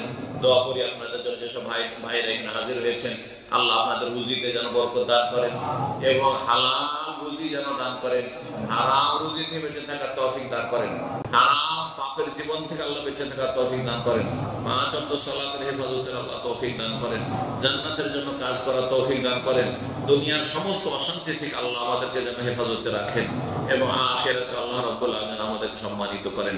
সাল্লাল্লাহু আলাইহি নবিয়িনা মুহাম্মদ ওয়া আলা আলিহি ওয়া সাহবিহি আজমাইন। আসসালামু আলাইকুম ওয়া রাহমাতুল্লাহি ওয়া বারাকাতুহু। এক ভাইয়ের প্রশ্ন, কুরবানির সাথে আকিকা দেওয়া যাবে কিনা? আকিকা গরু দিয়ে না বকরি বা ছাগল দিয়ে দিতে হবে? বিসমিল্লাহির রহমানির রহিম, আলহামদুলিল্লাহ ওয়াসসালাতু ওয়াসসালামু আলা রাসূলিল্লাহ ওয়া আলা আলিহি ওয়া সাহবিহি আজমাইন। কোন এক ভাই প্রশ্ন করেছেন যে আকিকায় গরুর মানে আকিকার কোরবানির সাথে আকিকা দেওয়া যাবে কিনা, আর গরু দিয়ে আকিকা দেওয়া যাবে কিনা। দেখেন, কোরবানির সাথে আকিকা দেবেন তার মানে ভাগে আপনি আকিকা দিতে চাইছেন। আকিকা মূলত একটি ছেলে যেন তার মুক্তির জন্য, একটি জীবনের মুক্তির জন্য একটি দান করছেন, সুতরাং একটা অংশ ভাগ দিয়ে সেটা হবে, সেটা গোটা একটি প্রাণী দিতে হবে। এটা যেমন যুক্তি, তেমনি তার আগে এটি হচ্ছে নবী সাল্লাল্লাহু আলাইহি ওয়াসাল্লামের আদর্শ। নবী সাল্লাল্লাহু আলাইহি ওয়াসাল্লাম কোন সাহাবী ভাগায় উটে বা গরুতে আকিকা দেননি, কিন্তু গরুর ভাগা কুরবানিতে আর ওটের ভাগা কুরবানিতে দিয়েছেন, কিন্তু আকিকা কোনোদিন ভাগা হয়, যার ফলে এই শরীকানা আকিকা নেই। যখন শরীকানা নেই, তাহলে আপনি কেমন করে আকিকা কোরবানির সাথে দিলেন? তাহলে গোটা একটা পশু দিতে হবে। গোটা পশুর ক্ষেত্রে গরু বা উট দিয়ে নবী সাল্লাল্লাহু আলাইহি ওয়াসাল্লাম থেকে কোনো প্রমাণ নেই। হাসান হোসেনের আকিকার চাইতে আর ভালো আকিকা কার হইতে পারে? যে হাসান হোসেন প্রিয় নাতি নবী সাল্লাল্লাহু আলাইহি ওয়াসাল্লাম, তাদের আকিকা স্বয়ং নবী করিম সাল্লাল্লাহু আলাইহি ওয়াসাল্লাম করেছেন। কে করেছেন? নবীর নানা নিজেই করেছেন নাতিদের আকিকা। কি দিয়ে করেছেন? কাবশাইনে দুটো করে দুম্বা দেন, ভেড়া ভেড়ি, অথবা আপনি বকরি বকরা দেন, খাসি দেন। কিন্তু ছেলে হইলে দুটো দেওয়া উত্তম, আর যদি অভাব থাকে তো একটিও যথেষ্ট, কারণ একটিও মর্মে হাদিস রয়েছে। কিন্তু একটি প্রাণী কম হইতে হবে, আর মেয়ে হইলে একটি করে দেওয়া হচ্ছে সুন্নাহ। জি, জাযাকাল্লাহ খাইর শেখ। আসসালামু আলাইকুম শেখ, আমার প্রশ্ন হচ্ছে সন্তানের আকিকা 7 দিনে না করতে পারলে করণীয় কি? 7 দিনে আকিকা করা সুন্নাহ, ওয়াজিব, ফরজ না। কিন্তু 7 দিন পরে আকিকা চলবে না, একটিও হাদিস নেই। যার ফলে তারপরে অনির্দিষ্ট যে কোনো সময় আকিকা জায়েজ, কিন্তু সুন্নতের খেলাফ হলো। জেনে শুনে 7 দিন, 7ম দিন পার করে, 7 দিনের মধ্যে না, 7ম দিনে। কারণ অনেকে মনে করে যে 7 দিনের মধ্যে 5 দিন, 4 দিন, 3 দিনে করে দিলাম। না, এইভাবে করবে না, ওইটাও সুন্নত নয়। কিন্তু কেউ যদি ভুলবশত করে দেয়, ওলামারা বলেছেন জায়েজ আছে। ঠিক ওই রকমই কারো হয়তো 7 দিন পার হয়ে চলে গেছে, 7ম দিন পার হয়ে গেছে, যে কোনো সময় আকিকা করে দেন। এটা অধিকাংশ আইম্মায়ে কেরামদের, ওলামাদের মত, এবং এর বিপরীত কোনো হাদিস নেই। শুধু আছে যে নবী সাল্লাল্লাহু আলাইহি ওয়াসাল্লাম 7ম দিন আকিকার কথা বলেছেন, সুতরাং সেটি সুন্নাত, এবং পড়েছেন, সুতরাং সেটি সুন্নাত। জাযাকাল্লাহ খাইর শেখ। শেখ, আমার মা মারা গিয়েছেন, 1 বছর হবে এই সপ্তাহে। এখন আমি কোনো কাজ করলে বেশি নেকি পাবো? দেখেন, বলছেন যে আমার আম্মা মারা গেছেন, আল্লাহ রহম করুন। প্রত্যেক মুমিন, মুমিনা, মুসলিম নর এবং নারী যারা ঈমানের অবস্থায় চলে গেছেন, তাদেরকে আল্লাহ জান্নাতবাসী করুন, জাহান্নামের আযাব থেকে রক্ষা করুন, কবর আযাব থেকে রক্ষা করুন। 1 বছর পুরা হয়েছে, এখন আমি এই সপ্তাহে কি আমল করব? না, বছর পূর্তিতে বিশেষ আমল করব, এটি বিধান। এমনকি সুন্নতি কাজগুলো যদি করেন, কিন্তু যখন বছর পুরা হচ্ছে, মৃত্যু বার্ষিকী, তাহলে এটি বিধান। জন্ম বার্ষিকী পালন করা বিধাত, হারাম। ওই মৃত্যু বার্ষিকী পালন করা হারাম। দান করবেন, গোটা বছর দান করবেন। এই নয় যে 1 বছর পুরা হইলো, এই মাসে মারা গেছিল, এই দিনে মারা গেছিল, এই জন্য এই দিনে বেশি দান সাদকা করবো, এই দিনে আমি মসজিদ মাদ্রাসায় দেব, না। আর যেগুলি প্রমাণিত সেগুলি করবেন, সেটা হচ্ছে দান সাদকা করবেন। কিন্তু খাবার দাবার তৈরি করে ভোজভাত করা, সেটা কোনোদিনই জায়েজ নয়। সেটা বছর পূর্তি তো জায়েজ নয়, 40 তো জায়েজ নয়, 3 দিনও জায়েজ নয়। আর অনির্দিষ্ট কালো যে গ্রামবাসীকে খাওয়াচ্ছি, কার নামে, মায়ের নামে, বাপের নামে, এসবগুলি হারাম কাজ। এগুলো আসলে হিন্দু একটা সভ্যতা, হিন্দুদের থেকে এসেছে। মরার নামে খাবার দাবার, এটি হিন্দুদের সভ্যতা, এটি ইসলামের সভ্যতা নয়। আর ইসলামের ইতিহাসে ছিল না, আর ইসলামের শরীয়তে ছিল না। না হানাফি মযহাব আছে, না শাফি, মালিক, হাম্বলি মযহাব, কোন মযহাব নেই ভোজ করে খাওয়ানো। সুতরাং এই বিদআতি কাজ করে আপনি নেকি পৌঁছাতে পারবেন না, বরং হারাম কাজ। আমার একটি আলোচনা আছে, শুনবেন। জি, ইসালে সওয়াব, শরীয়ত সম্মত কোরআন হাদিসের আলোকে ইসালে সওয়াব মানে কিভাবে নেকি পৌঁছাবেন আপনি। আর এই কোরআন খানি করে সব কয়েকজন হাফেজকে ডাকলেন, মাদ্রাসার ছাত্র বা শিক্ষকদেরকে, মৌলবি কারীদেরকে, আর আপনি কোরআন 5 পারা করে ভাগ করে দিলেন, 4 পারা 3 পারা করে ভাগ করে দিলেন, আর সবকে ধুমধাম করে খাওয়িয়ে একটা কোরআন খতমে কোরআন করালেন। এটাও বেদাতি তরিকা, এটাও কোনো তরিকা নয়। এই তরিকা নবী সাল্লাল্লাহু আলাইহি ওয়াসাল্লাম করেছেন, জীবনে করেছেন। কোন সাহাবা আবু বকর, ওমর, ওসমান, আলী করেছেন?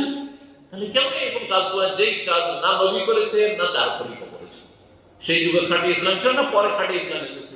বোঝার চেষ্টা করুন। যার ফলে সুন্নতি তরিকায় নেকি পৌঁছাবেন, সেটা হচ্ছে দান সাদকা করে, না হলে দোয়া করে। সংক্ষেপে বলছি, হ্যাঁ, মা বাবার জন্য দোয়া করেন। আর না হইলে হজ করে, উমরা করে, বদলি হজ বদলি উমরা করে, নফলও করতে পারেন আপনি। বদলি হজ বদলি উমরা তো একবার না হয় ফরজ, বাকিটা আপনার নফলও করতে পারেন, আপনি বারবার করতে পারেন। আপনি নিজের 1বার 2বার করে নিয়েছেন, এখন আমার আম্মার জন্য একটা উমরা করছি, সুবিধা নেই। আমার বাবার জন্য একটা উমরা করছি, আমার নানা নানির জন্য উমরা করছি, জায়েজ আছে। যেগুলো দিয়ে নেকি পৌঁছানো হাদিস দ্বারা প্রমাণিত, সেগুলি করবেন, খেয়াল খুশি কাজ করবেন। জি, সম্মানিত শেখ, আমার প্রশ্ন হচ্ছে নামাজে 2 জন জামায়াত করলে একটু পেছনে দাঁড়াবে নাকি সমান সমান? হ্যাঁ, একটি গুরুত্বপূর্ণ প্রশ্ন, কারণ এই আরব দেশে ভুলটি দেখা যায়। এমনকি অনেক আরবরাও মসজিদে যখন দুইজন পাশাপাশি জামাত করে তখন একটু পিছনে দাঁড়ায়। এটি তাদের অজ্ঞতার কারণে, জানে না মাসলা। আরবি হইলেই যে সহি জিনিস জানে জরুরি নয়। তাদের মধ্যে জনসাধারণ আছে যেমন আমাদের মধ্যে জনসাধারণ আছে, তাদের মধ্যে ভুল ভ্রান্তি আছে যেমন আমাদের মধ্যে ভুল ভ্রান্তি। ভুল ভ্রান্তির ঊর্ধ্বে কেউ নয়। সুতরাং ভুল ভ্রান্তি দূর করতে হবে কি দিয়ে? কোরআন এবং হাদিসের জ্ঞান দিয়ে, এলিম দিয়ে। এলিম হচ্ছে জ্যোতি, নূর, আর অজ্ঞতা হচ্ছে অন্ধকার। অন্ধকারকে দূর করতে হয় আলো দিয়ে। এই যে আলোগুলো, লাইটগুলো জ্বলছে, সেজন্য এই জায়গায় আলো আছে না, অন্ধকার থাকে। সুতরাং দুইজন হলে পাশাপাশি দাঁড়াবে, কারণ হাদিসে আছে যে কাতারগুলিকে সমান করো। দুইজন যখন লাগছেন তো কাতার হইতে হবে, মানে সমান সমান দাঁড়াইতে হবে। আর এই হাদিসের বিপরীত এই মগজে একটা মন গড়া একটা চিন্তা করলেন যে আমি যেহেতু বক্তা দিই আর ইমামের পাশে কি করে দাঁড়াবো, সুতরাং একটু পিছনে দাঁড়াই, এটা আমার মন গড়া বিধান। এটা জায়েজ নয়, বিধাতি কাজ এটা। সুতরাং এই কাজ কখনো করবেন না। সরকারি চাকরি শেষে যে পেনশন পাওয়া যায় তার সাথে যে এক্সট্রা লাভ পাওয়া যায় তা কি জায়েজ হবে?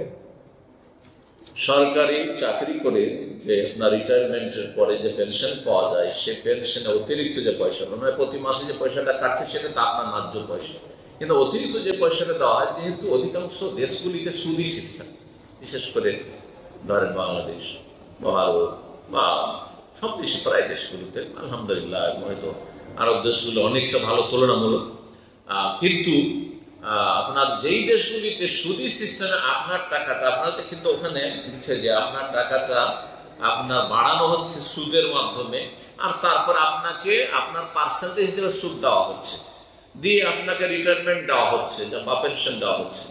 তো এটা কিন্তু হারাম, এমনটা যদি হয় তো হারাম। কিন্তু সরকার যদি এটা করে যে এটা তোমার প্রতি মাসে মাসে কেটে এত টাকা হয়েছে, আর সরকারের পক্ষ থেকে এটা দেওয়া হচ্ছে সোশ্যাল অ্যাড হিসাবে, দামিনাত ইজতেমাইয়া হিসাবে দেওয়া হচ্ছে, যেমন সৌদি আরবে আছে, ওইভাবে দেওয়া হচ্ছে, তাহলে জায়েজ রয়েছে। কিন্তু আপনার দেশে কি অবস্থা আছে সেটা জেনে আপনি সিদ্ধান্ত নেবেন। আর এটা থেকে যদি আপনার সন্দেহ হয় অথবা জানতে পারেন যে এটা সুদ হিসাবে দেওয়া হচ্ছে, তাহলে সুদটা মুক্ত হওয়ার জন্য দান করে দিন। সুদের পরিমাণটা, অতিরিক্ত পরিমাণটা মুক্ত হওয়ার জন্য দান করে দিন। আল্লাহ প্রিয় শেখ, আমার প্রশ্ন হচ্ছে দিনের দাওয়াত দিতে হলে আমার কি করণীয় থাকবে বা থাকতে হবে? দিনের দাওয়াত দিতে হলে সূরা আসরে আল্লাহ বলেছেন, প্রথম আপনাকে দিনের জ্ঞান অর্জন করতে হবে, ইল্লাল্লাযীনা আমানু। আর ঈমান হচ্ছে অন্তরের আমল, বিশ্বাস, স্বীকৃতি, তার আগে দিনের জ্ঞান অর্জন করা। আগে ইলম শিখা ফরজ, আর তারপরে নিজে আমল করা ফরজ, ফরজগুলো আদায় করবেন। আর দিনের জ্ঞান জানার পরে তারপরে নিজে আমল করুন, তার সাথে অন্যদেরকে আমলের জন্য উৎসাহিত করুন, দাওয়ায়ে আল্লাহর কাজ করুন। এলেম ছাড়া দিনের জ্ঞান নেই, আর যে কোনো মাসলা মাসাইল বলতে শুরু করছেন আর লেকচার দেওয়া শুরু করলেন না, এরকম কাজ করবেন না। শুদ্ধ উচ্চারণ করতে পারেন না, শুদ্ধ তেলাওয়াত করতে পারেন না, শুদ্ধ হাদিস পড়তে পারেন না, আর আপনি হাদিস পড়ার কথা বয়ান করা শুরু করলেন, আয়াত একটা শুদ্ধ পড়তে পারছেন না, আর আপনি বয়ান করা শুরু করলেন, এমন কাজ করবেন না। দাওয়াতি কাজ, তারপর দাওয়াতি কাজ মানে বক্তব্য শুধু নয়, এটা একটা কথা নয়। দাওয়াতি কাজ ব্যক্তি পর্যায়ে হইতে পারে, সুতরাং সেখানে তার বক্তব্যের বিষয় নেই, সেখানে তার আয়াত হাদিসের পড়ার বিষয় নেই, কিন্তু যে বিষয়টা আপনি আলোচনা করছেন কারোর সাথে, সেই বিষয়ে জ্ঞান থাকতে হবে। যেমন আপনি যদি কাউকে বলেন যে নিয়ত পড়া বেদাত, জানতে হবে যে এটার নাম বেদাত। জায়নামাজের দোয়া পড়া বেদাত, কিন্তু জায়নামাজের যে দোয়াটি কোন জায়গায় পড়া সুন্নাত এটা জানতে হবে। সেটা হচ্ছে তাকবীরে তাহরিমার পরে যদি সুবহানাকা আল্লাহুম্মা ওয়া বিহামদিকা না পড়ে ইনি ওয়াজহাত পড়া তো সুন্নাত, এটা জানতে হবে। আপনি না জেনে আপনি দিনের কাজ করবেন না। যেটাই বলবেন এক কথা আপনাকে জ্ঞান রাখতে হবে সে সম্পর্কে। সন্দেহের ভিত্তিতে আপনি যাকে তাকে ইসলামের কথা বলবেন আর আপনি ভালো করতে গিয়ে মন্দ করবেন, এমনটা করেন। জাযাকাল্লাহ খাইর। এশার সালাতের পরে বেতন নামাজের পরে 2 রাকাত নফল করা যাবে? এশার, জি, বেতনের পরে এশার সালাত পড়লেন 4 রাকাত, তারপরে 2 রাকাত সুন্নাত আপনি পড়লেন সুন্নাতে রাতেবা, আর তারপরে বেতর, এক বেতর মানে বেজর, এক সর্বনিম্ন আর 3, 5, 7 শুধু 3 এমনটা নাই, কিন্তু এটা ভুল ধারণা যে 3 পড়তেই হবে। সর্বনিম্ন বেজোড় 100 তারা এক বেতন আছে। এক নামাজ নেই যারা বলে তারা হাদিস অস্বীকার করে। ইন্নাল্লাহ বিতুরুন ইউহিব্বুল বিত, আল্লাহ বেজোড় বেতর, আল্লাহ বেতরকে ভালোবাসেন। আল্লাহ বেজোড় মানে 3 নাকি খ্রিস্টান ধর্ম। হ্যাঁ, তো সর্বনিম্ন বেজোড় কি 101 রাকাত বেতর। বহু হাদিসে রয়েছে আওতারা বেওয়ায় 1 রাকাত বেতর পড়তে পারেন। তাহলে কেউ যদি 7 রাকাত পড়ে হয়ে গেল তার কাজ জি এর সাথে। আর যদি তারপরে আসল প্রশ্ন, তারপরে যদি কেউ নফল পড়ে 2 রাকাত, হ্যাঁ বেতরের পরে 2 রাকাত নফল পড়া হাদিসে আছে, সেটা তাহাজ্জুদ পড়ার পরে যদি পড়েন তাহলে বেশি ভালো। বেশি ভালো যে তাহাজ্জুদের যখন পড়লেন, নবী সাল্লাল্লাহু আলাইহি ওয়াসাল্লাম তাহাজ্জুদের পরে বেতর পড়েছেন, তারপরে 2 রাকাত বসে পড়েছেন। আর যদি আচ্ছা নফল যদি 2 রাকাত পড়েন বেতর পরে, তো বসেই পড়তে হবে এমন কথা নেই। তারা বসে পড়লে অর্ধেক নেকি, দাঁড়িয়ে পড়লে হ্যাঁ কি ফুল নেকি। তাহলে 2 রাকাত নফল পড়ে 1 রাকাতের নেকি নেবেন আপনি, এত নেকি মানে আপনি দাঁড়ান না বেশি, নেকি কম লাগবে। কিন্তু পয়সার ক্ষেত্রে যে আপনাকে যদি কফিল বলে বাজার কাজ করছেন যে তুমি 100 দিরহাম নেবে না 200 দিরহাম, হ্যাঁ তো কোনটা নেবে? বলছে ভাই 200 দিরহামের দরকার নেই, 100 দিরহাম হইলেই চলে, তাহলে পাবেন কেউ? তাহলে কেন আপনি অর্ধেক নিতে যাবেন? কিন্তু নবী সাল্লাল্লাহু আলাইহি ওয়াসাল্লাম বসে পড়েছেন তাহাজ্জুদের পরে, দীর্ঘ লম্বা তাহাজ্জুদ পড়েছেন, তারপরে বসে পড়েছেন।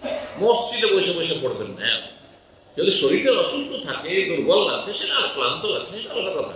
কিন্তু আপনি কম নেকি নেওয়ার জন্য বসে বসে নফল পড়েন। নফল পড়া মানে দাঁড়িয়ে পড়া যেতে পারে। বেশি যদি পড়তে হয় বাসায় এসে পড়বে না, ওই ঘোড়ার মতো মসজিদে। আর মসজিদে যদি বসে আপনাকে নামাজ পড়তে দেখে কেউ, তাহলে আপনাকে পাশে এসে আপনার হিতাকাঙ্ক্ষী যারা জিজ্ঞাসা করবে না যে ভাই আল্লাহ সুস্থ রাখুন, কি অসুস্থ নাকি, বলবে না? তাহলে মানুষের কি মনে করবে আপনি অসুস্থ। এই জন্য আরবদের কাছে বৈশা বৈশা খোড়ার মতো নফল পড়া কিন্তু মসজিদে পাবেন না আরব দেশে, এটা আমাদের দেশে পাবেন। সুন্নতের খেলাফ কাজ। যদি বসেই পড়তে হয় তো বাড়ি গিয়ে পড়বেন, ঘরে গিয়ে পড়বেন, আর না হলে মসজিদে হলে দাঁড়িয়ে পড়বেন, যাতে মানুষের রোগী না মনে করে, সুস্থ মানুষ। আমি বেকারিতে কাজ করি, এর মধ্যে কেকের মধ্যে বার্থডে লিখতে হয়, এখন আমার ইনকাম কি হালাল হবে? বেকারিতে কাজ করি, কেকের মধ্যে বার্থডে লিখতে হয়। শুধু বার্থডে না, অনেক সময় ম্যারেজ ডেও লিখতে হবে, অনেক সময় আরো কিছু লিখতে হবে। ফাত্তাকুল্লাহ মাস্তাতাতুম, আল্লাহ সূরা তাগাবুন বলে যথাসাধ্য আপনি বাঁচবেন। এখন এই শুধু বার্থডে লিখতে হয়, ম্যারেজ ডে লিখতে হয়, বা কারো নাম লিখে দিতে হয়, সেই জন্য আপনি চাকরি ছেড়ে দেবেন সামান্য একটুর জন্য, অথচ কাজটা সব হালাল কাজ করছেন, এমন আমি পরামর্শ দেবো না। এটা হিকমতের খেলাফ। হ্যাঁ, সামান্য কিছু আপনার ত্রুটি হচ্ছে, আর আমাদের জীবনের ত্রুটি আছে, যথাসাধ্য আপনি বাঁচার চেষ্টা করবেন। ধর লিখার বিষয়টি আছে, আরো 5 জন ওয়ার্কার আছে, ভাই আপনি লিখে দেন, আপনি যতটা পারেন এড়িয়ে চলবেন। কিন্তু যদি বাধ্য হন লিখতে, তো আপনার জন্য জায়েজ আছে। রুজি কিছুটা সন্দেহপূর্ণ হইল, আপনি তো দান খেরাত করে দেন। যেন ব্যবসায়িকদেরকে নবী সাল্লাল্লাহু আলাইহি ওয়াসাল্লাম বলেছেন যে কি করে, ইয়া মাশারা তুজ্জার, হে ব্যবসায়িকরা, যারা বিজনেস করছেন তারা শুনেন হাদিসটা। হে ব্যবসায়িকরা, ব্যবসা মানে যে অধিকাংশ মানুষ কেউ মিথ্যা কথা বলে, আর কেউ কিছু নয় ছয় করে, কিছু ত্রুটি হয়, শুধু হবে সাদাকা, সুতরাং কিছু দান সাদকা করে দাও, দান সাদকা মিশ্রিত করো। তো কিছু দান সাদকা করে দেন, হয়ে গেল আপনার বেতন থেকে প্রতি মাসে মাসে একটু দান সাদকা করে দেবেন, আল্লাহ মাফ করবেন ইনশাআল্লাহ। শেখ, আমরা জানি গর্ভাবস্থা 4 মাসে অর্থাৎ 120 দিনের বাচ্চা রূপ দেওয়া হয়। প্রশ্ন হচ্ছে, কোনো বাচ্চা যদি 3 মাস 15 দিনে নষ্ট হয়ে বেরিয়ে যায়, তাহলে সেই বাচ্চা কি পিতামাতার জন্য জান্নাতে যাওয়ার মাধ্যম হবে? বাচ্চা 4 মাস হলে রূহ দেওয়া হয়, তখন জীবন্ত। কিন্তু তার আগে 3 মাসের বাচ্চা যদি নষ্ট হয়ে যায়, বাচ্চা অনেক সময় নষ্ট হয়ে যায়, তো মিসক্যারেজ যেটাকে বলা হয়, তো নষ্ট যদি হয়ে যায়, তো সে কি সুপারিশ করবে? সে তো প্রাণী, সেটা গোশতের একটা টুকরো, তাতে প্রাণী দেওয়া হয়নি, শুধু সেটা আপনার বাচ্চার আকার ধারণ করে যতক্ষণ হায়াত তাতে না এসেছে। যখন হায়াত চলে আসবে তখন সেটি বাচ্চা মাতৃগর্ভে মারা যায়, অসম্পূর্ণ হয়ে ভূমিষ্ঠ হয়েছে, কিন্তু তার মধ্যে রূহ চলে এসেছিল, তাহলে বাপ মায়ের জন্য শাফাত করবে। কিন্তু যতদিন পর্যন্ত রূহ আসেনি, ধরে 3 মাস 3.5 মাস বা 2 মাসের বাচ্চা মানে হয়েছে আর কি ভ্রূণ, তাহলে সেটা ভ্রূণ, কিন্তু তাতে রূহ আসেনি, সুতরাং এখানে সুপারিশের প্রশ্নে উঠে না। শেখ LM বিজনেস ইসলামে জায়েজ আছে কি? জানি না এলএম কি জিনিস। ডেস্টিনির মতো বিভিন্ন নামে আছে। মালয়েশিয়ান এই বিজনেসটা প্রথমে এসেছিল ডিএক্সএন, ডেস্টিনি, আর তারপরে মিশরে আমি কিছু ওয়েবসাইট পড়েছি ফতোয়া বা বিভিন্ন লিখনি পড়েছি, বিভিন্ন নাম দিয়ে আছে, আরো বিভিন্ন নামগুলি আছে। এগুলি অনেক দেশে নিষিদ্ধ। তার মানে তাতে ধোঁকাবাজি আছে, প্রতারণা আছে। হ্যাঁ, সেই আর যেই ব্যবসা বাণিজ্যে প্রতারণা রয়েছে, ধোঁকা রয়েছে, অস্পষ্টতা রয়েছে, এগুলি হারাম। এটি হচ্ছে জুয়ার মতো, জুয়ার মতো, আর জুয়া হচ্ছে হারাম, মাইসের আল্লাহ হারাম করেছেন। সুতরাং এই আপনার এই ব্যবসাগুলি জায়েজ নাই। এই ধরনের যতগুলি ব্যবসা রয়েছে, যে কোনো নামে হোক না কেন, নেটওয়ার্কিং ব্যবসা, এগুলি জায়েজ নাই। আমার আপন চাচা আজ মারা গেছে, আমি নামাজ আর তার জন্য দোয়া করি, তাছাড়া আর আমার কি করতে পারি? বলছে আমার চাচা মারা গেছেন, রাহিমাহুল্লাহ, আল্লাহ রহম করেন, জান্নাতবাসী করেন, এবং যারা পরিবার পরিজন তাদেরকে ধৈর্য ধারণের তৌফিক দান করেন, নেক আমলে তৌফিক দান করেন। এখন তার জন্য নামাজ পড়েই দোয়া করি। নামাজটা আপনার জন্য হইতে হবে। নামাজ পড়ে নেকি বসানো যাবে না, যেমন কোরআন পড়ে নেকি বসানো যায় না। তাহলে নামাজ আমি 2 রাকাত নফল পড়লাম, এটা আমার চাচাকে দিয়ে দিলাম, আমার বাপকে দিয়ে দিলাম, এটা যায় না, এটা বিনা। শারীরিক ইবাদত দিয়ে নেকি পৌঁছানো যাবে না, আর্থিক ইবাদত দিয়ে নেকি পৌঁছানো যাবে। এই জন্য হজুরা দিয়ে পৌঁছানো যাবে, দান সাদকা দিয়ে পৌঁছানো যাবে।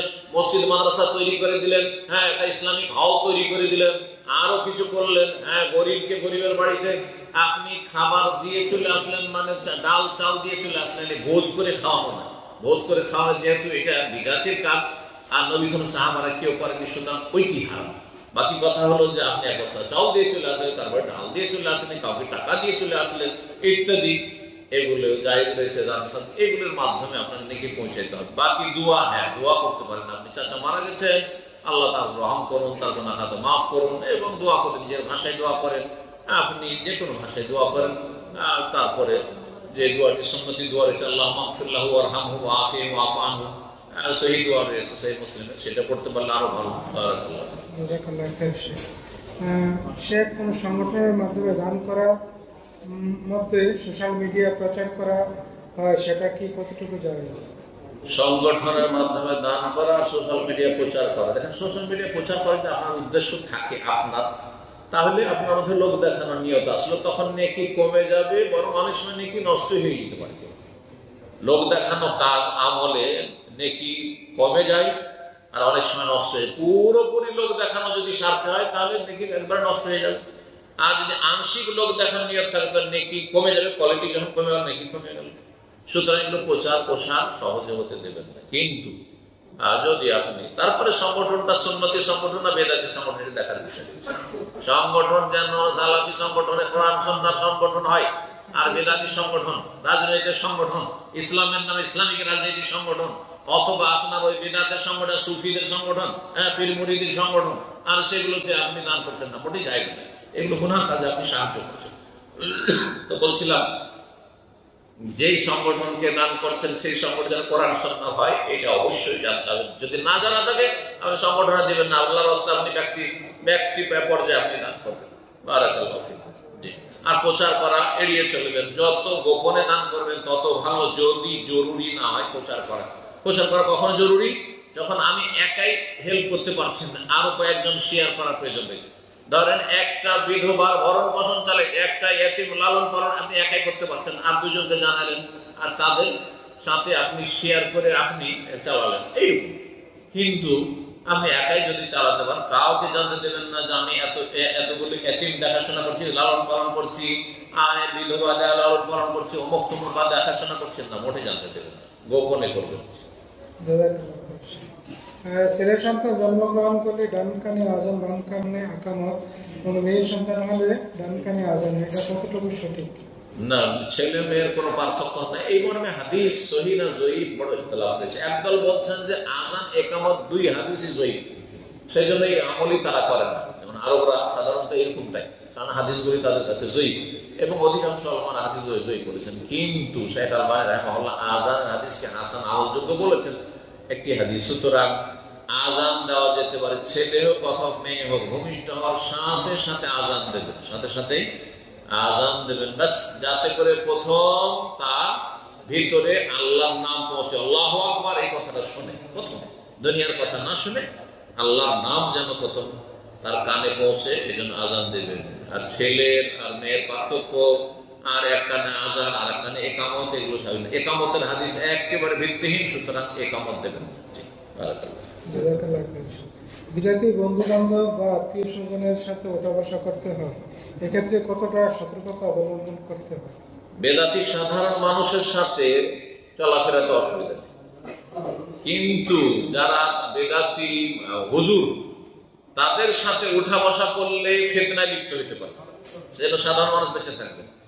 আলেমরাও কোরআন সুন্নাহর আলেমরা বেদাতি আলেমের সাথে বেদাতি হুজুরের সাথে বসবেন না, না হলে মানুষরা বিভ্রান্ত হবে। আমি যদি বেদাতি মোল্লার সাথে বসে থাকি তাহলে মানুষ ভাবে ও ওনারে তো বসে থাকতে আমি বসলাম তো কি হলো, আর তারপরে বিভ্রান্ত হবেন। বা তারাও হয়তো ভালো কাজ কিছু করে, কিন্তু মানুষকে তো বিভ্রান্ত করে জানার পথে নিয়ে যাচ্ছে, ভুল পথে নিয়ে যাচ্ছে। সুতরাং বেদাতি হুজুরদের কাছে বসবেন না। আর বেদাতি সাধারণ জন আত্মীয় স্বজন তাদের হক আছে, অবশ্যই বসবেন, তাদেরকে হেদায়েতের উদ্দেশ্যে বসবেন, তাদের দ্বারা প্রভাবিত না হয়ে তাদেরকে প্রভাবিত করার চেষ্টা করবেন, কোরআন সুন্নাহ দিয়ে নিয়ে আসার চেষ্টা করবেন, তাদের সাথে ভালো আচরণ করবেন, নম্র আচরণ করে দাওয়াত দেওয়ার চেষ্টা করবেন। আল্লাহ তৌফিক দান করুন। আকিকার গোশত আত্মীয় স্বজনের খেতে পারবে কিনা, বা মা বাবা খেতে পারবে? আকিকার গোশত আত্মীয় স্বজন সবাই খেতে পারবে। আমাদের দেশে বেদাতি কথাবার্তা রয়েছে যে নাকি ওই মায়ের বাড়ির লোক খেতে পারবে নাকি, এইরকম নানা কথা, এগুলো বেদাতি কথা। সবাই খেতে পারবে, যে কোনো মুসলিমকে খাওয়াইতে পারবে। আর আত্মীয় স্বজন সবাই, নানা নানির বাড়ির লোকও খেতে পারবে ওই বাচ্চা, আর দাদা দাদির বাড়ির খেতে পারবে, সমস্যা কোনো অসুবিধা। তিনটা প্রশ্ন আছে, তিনটা প্রশ্ন আছে, শুনবেন না শেষ করা যাবে? ঠিক আছে। আমি কোর্টের মাধ্যমে আমার স্ত্রীকে তালাক দেই, কিন্তু আমার একটা সন্তান আছে, আমি কি ভরণ পোষণ টাকা ওই সন্তানের কাছে দিতে পারি? ভরণ পোষণের টাকা, আমি স্ত্রীকে তালাক দিয়েছি, আমি কি আমার ছেলের ভরণ পোষণের টাকা দিতে পারি?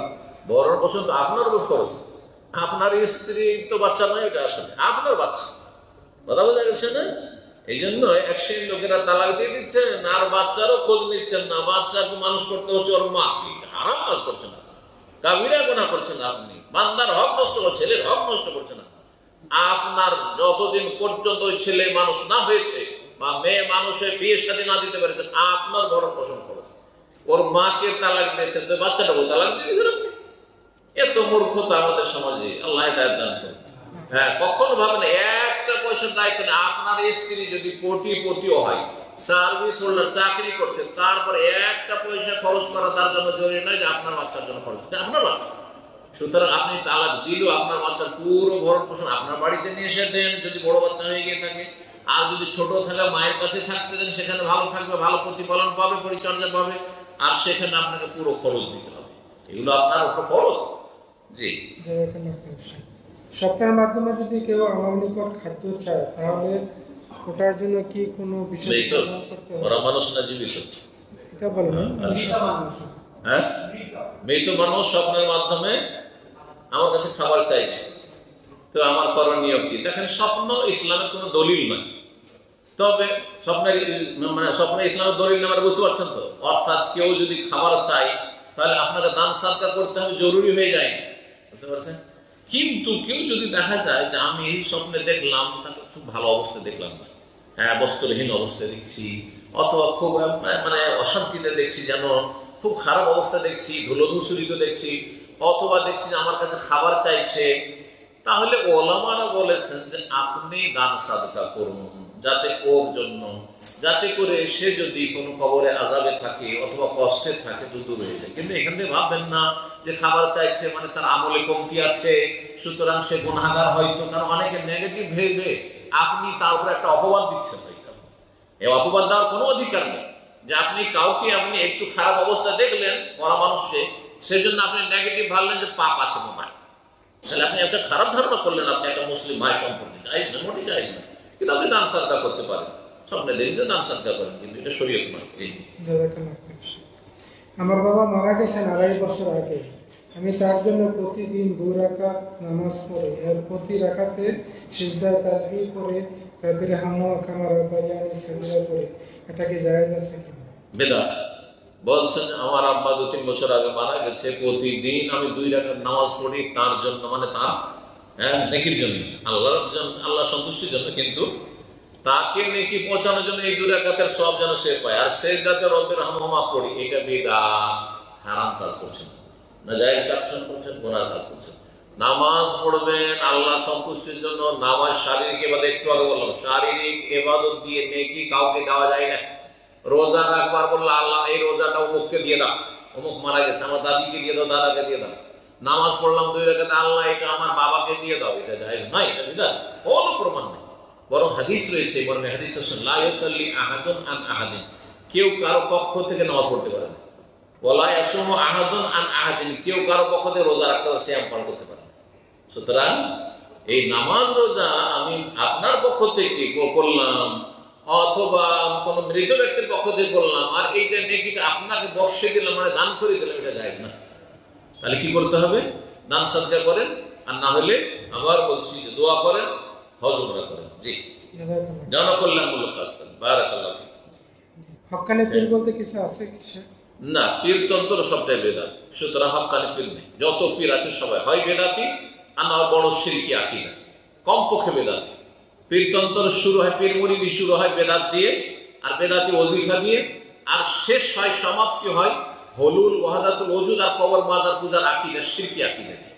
বোঝা গেছে? তো যারা ইসলামকে ধ্বংস করতে চান তারা পীরতন্ত্রে জড়াবেন, এই পীর মুরিদিতে জড়াবেন। আর যারা ইসলামকে রক্ষা করতে চান তারা পীর মুরিদ থেকে বেরিয়ে আসবেন। আল্লাহ তৌফিক দান করেন। স্পষ্ট ভাষায় বলছি, যেহেতু আমি আপনাদের হিতাকাঙ্ক্ষী সেজন্য বলছি। এইটাই আমি দিন বুঝেছি।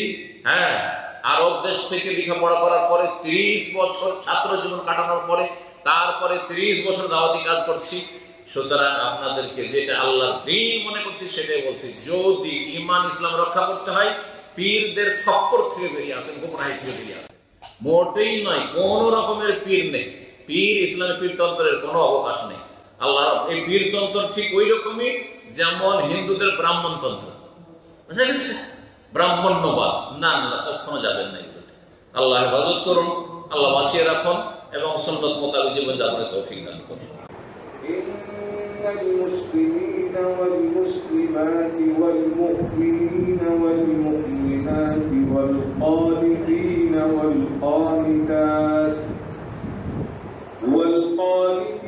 والقانتات والصادقين والصادقات والصابرين والصابرات والخاشعين والخاشعات والخاشعات والمتصدقين والمتصدقات والصائمين والصائمات والحافظين فروجهم والحافظات